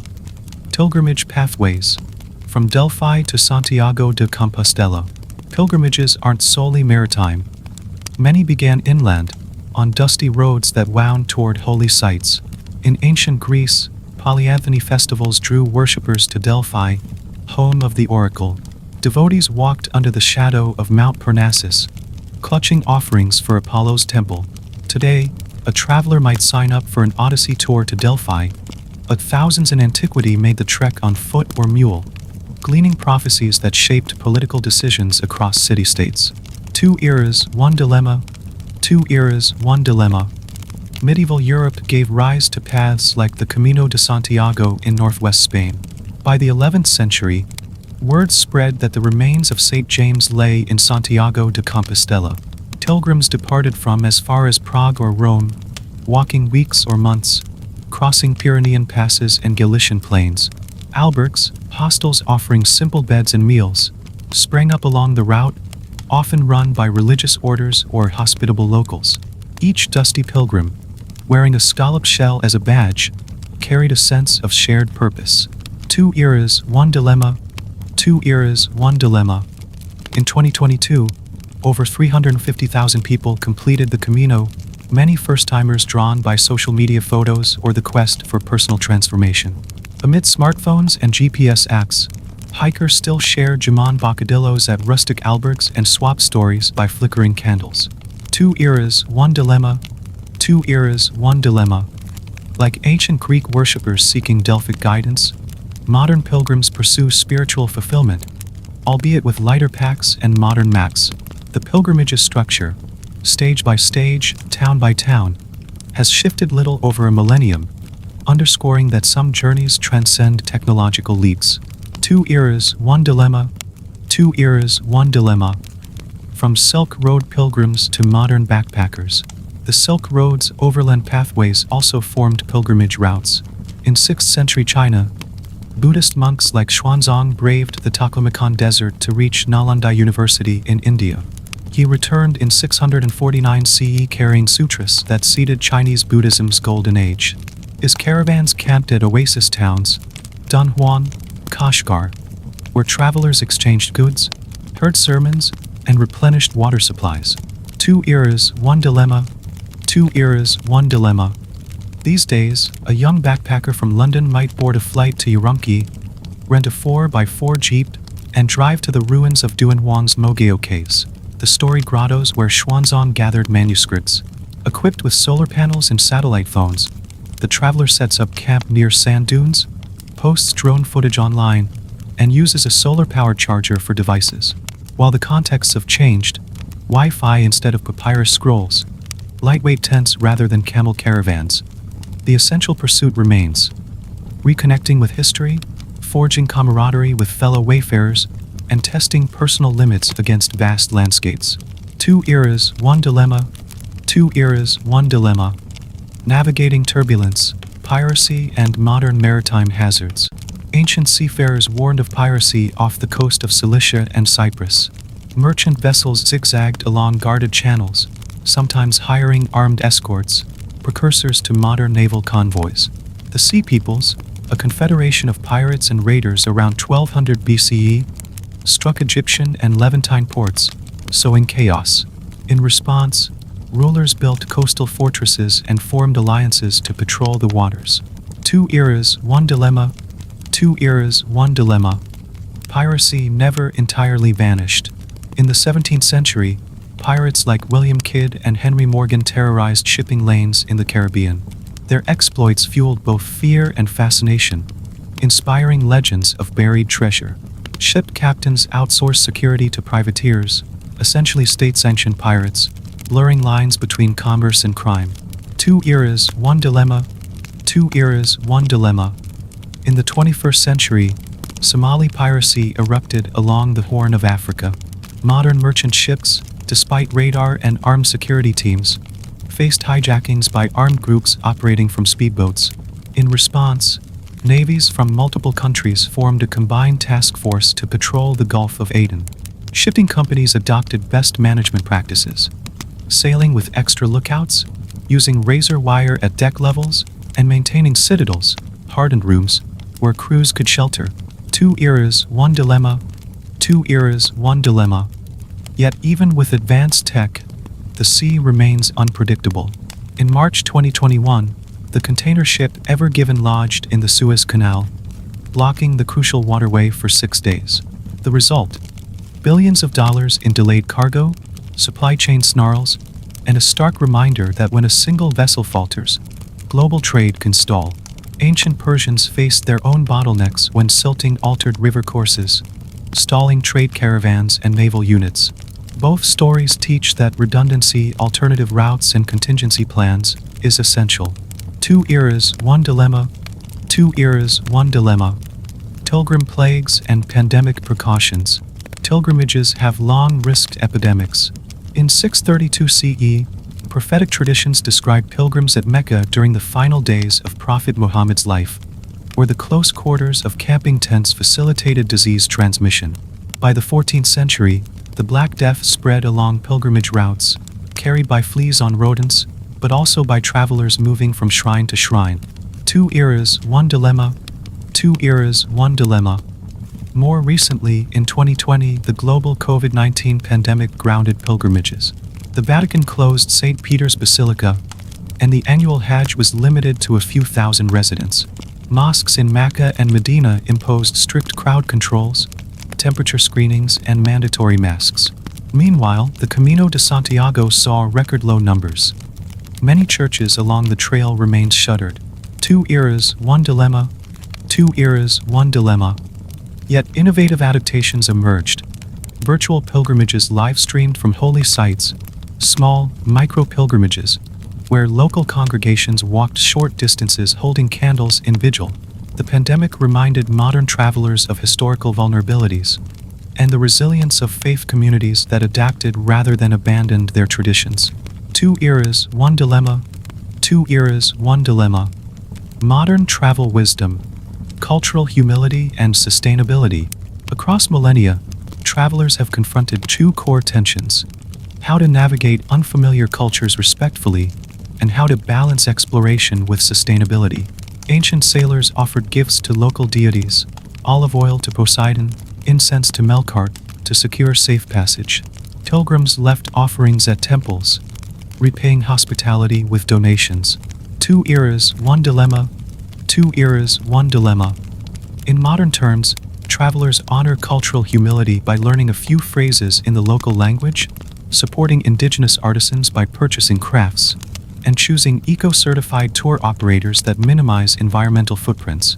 Consider a graduate student, Aisha, from Toronto, preparing for a field study in the Amazon rainforest. Before embarking, she meets with members of an indigenous community to learn about local customs, dosing her insect repellent with care to avoid harming river fish. She brings reusable water bottles, so plastic waste doesn't leach into waterways. When she presents her research findings, she shares credit with local knowledge keepers, ensuring their voices echo in academic journals. Two eras, one dilemma. Two eras, one dilemma. Another modern traveler, James, undertakes the pilgrimage to Varanasi in India. Rather than merely capturing photos for Instagram, he spends time at the Ganga River, helping local volunteers clean ghats, steps leading to the water, and learning about the ritual significance of immersion ceremonies. He wears respectful attire, lightweight cotton that covers shoulders and knees, and carries a fabric bag for souvenirs instead of single-use plastics. Two eras, one dilemma. Two eras, one dilemma. Cultural exchange versus cultural appropriation. Ancient trade networks facilitated the blending of music, cuisine, art, and language. Greek merchants in Alexandria enjoyed Egyptian honey with Greek olives. Phoenician traders introduced cumin and coriander to Mediterranean kitchens. Yet tensions sometimes flared when local populations perceived foreign customs as threats. In 4th century BCE Persia, some conservative factions decried Hellenic influences among younger elites, tight-fitting tunics, Greek theater troupes, and philosophical debates as undermining traditional values. Two eras, one dilemma. Two eras, one dilemma. In the modern world, similar debates arise around cultural appropriation. When a luxury fashion brand releases a Native American-inspired collection without collaborating with indigenous designers, communities speak out about misrepresentation and exploitation. When food trucks rebrand Momofuku-style ramen using unauthorized regional trademarks, local chefs protest. The solution is partnerships, respectful collaborations where cultural custodians have agency and share in benefits. Two eras, one dilemma. Two eras, one dilemma. Navigating language and connection. Just as ancient sailors relied on lingua francas, Phoenician merchants used Phoenician alphabet, Persians adopted Aramaic, and Greek became common across Alexander's Hellenistic domains. Modern travelers grapple with language barriers. Yet translation apps and universal English signage simplify navigation. Two eras, one dilemma. Two eras, one dilemma. Still, nothing replaces genuine effort. A backpacker in Tokyo who learns basic Japanese phrases, sumimasen, excuse me, arigato gozaimasu, thank you very much, doko desu ka, where is, finds doors open more readily than one who solely relies on English menus. A pilgrim on the Camino who greets each albergue host in Spanish fosters warmth and shared smiles. Two eras, one dilemma. Two eras, one dilemma. The future of global passage. As we stand at the cusp of emerging technologies, autonomous cargo ships, hyperloop tunnels, virtual tourism, the lessons of ancient sea routes and pilgrim paths endure. Two eras, one dilemma. Two eras, one dilemma. Connectivity drives progress, yet demands responsibility. Imperial messengers on the royal road safeguarded messages but also faced the peril of interception. Modern data flows can be hijacked by cyber threats. The monsoon wind patterns that once guided dhows are now understood by satellite meteorologists. We can reroute ships around cyclones but must also consider carbon emissions. Two eras, one dilemma. Two eras, one dilemma. Ultimately, every traveler, ancient or modern, confronts the same core challenge: how to move through space and culture with purpose, respect, and vigilance. When a student books a study abroad program in Morocco, or a couple embarks on a trek to Machu Picchu, they trace footsteps laid deep by others. They navigate visa lines rather than frontier checkpoints, pay tolls on modular bridges rather than treacherous river fords. Yet the essence, the thrill of discovery, the tests of endurance, the transformations that come from sharing meals with strangers, remains. Two eras, one dilemma. Two eras, one dilemma. Soon, our journey will shift from these sprawling highways of the world to the intimate chambers of human consciousness, exploring how communal rituals and modern mindfulness practices can draw on lessons from the ancient temples of humankind. Two eras, one dilemma. Two eras, one dilemma. As travelers and thinkers, we carry with us the legacy of those who braved first voyages across unknown seas, and those who walked dusty roads to sacred shrines. Their wisdom guides us. Venture forth with humility, adapt with ingenuity, and always honor the paths that came before. Two eras, one dilemma. Two eras, one dilemma.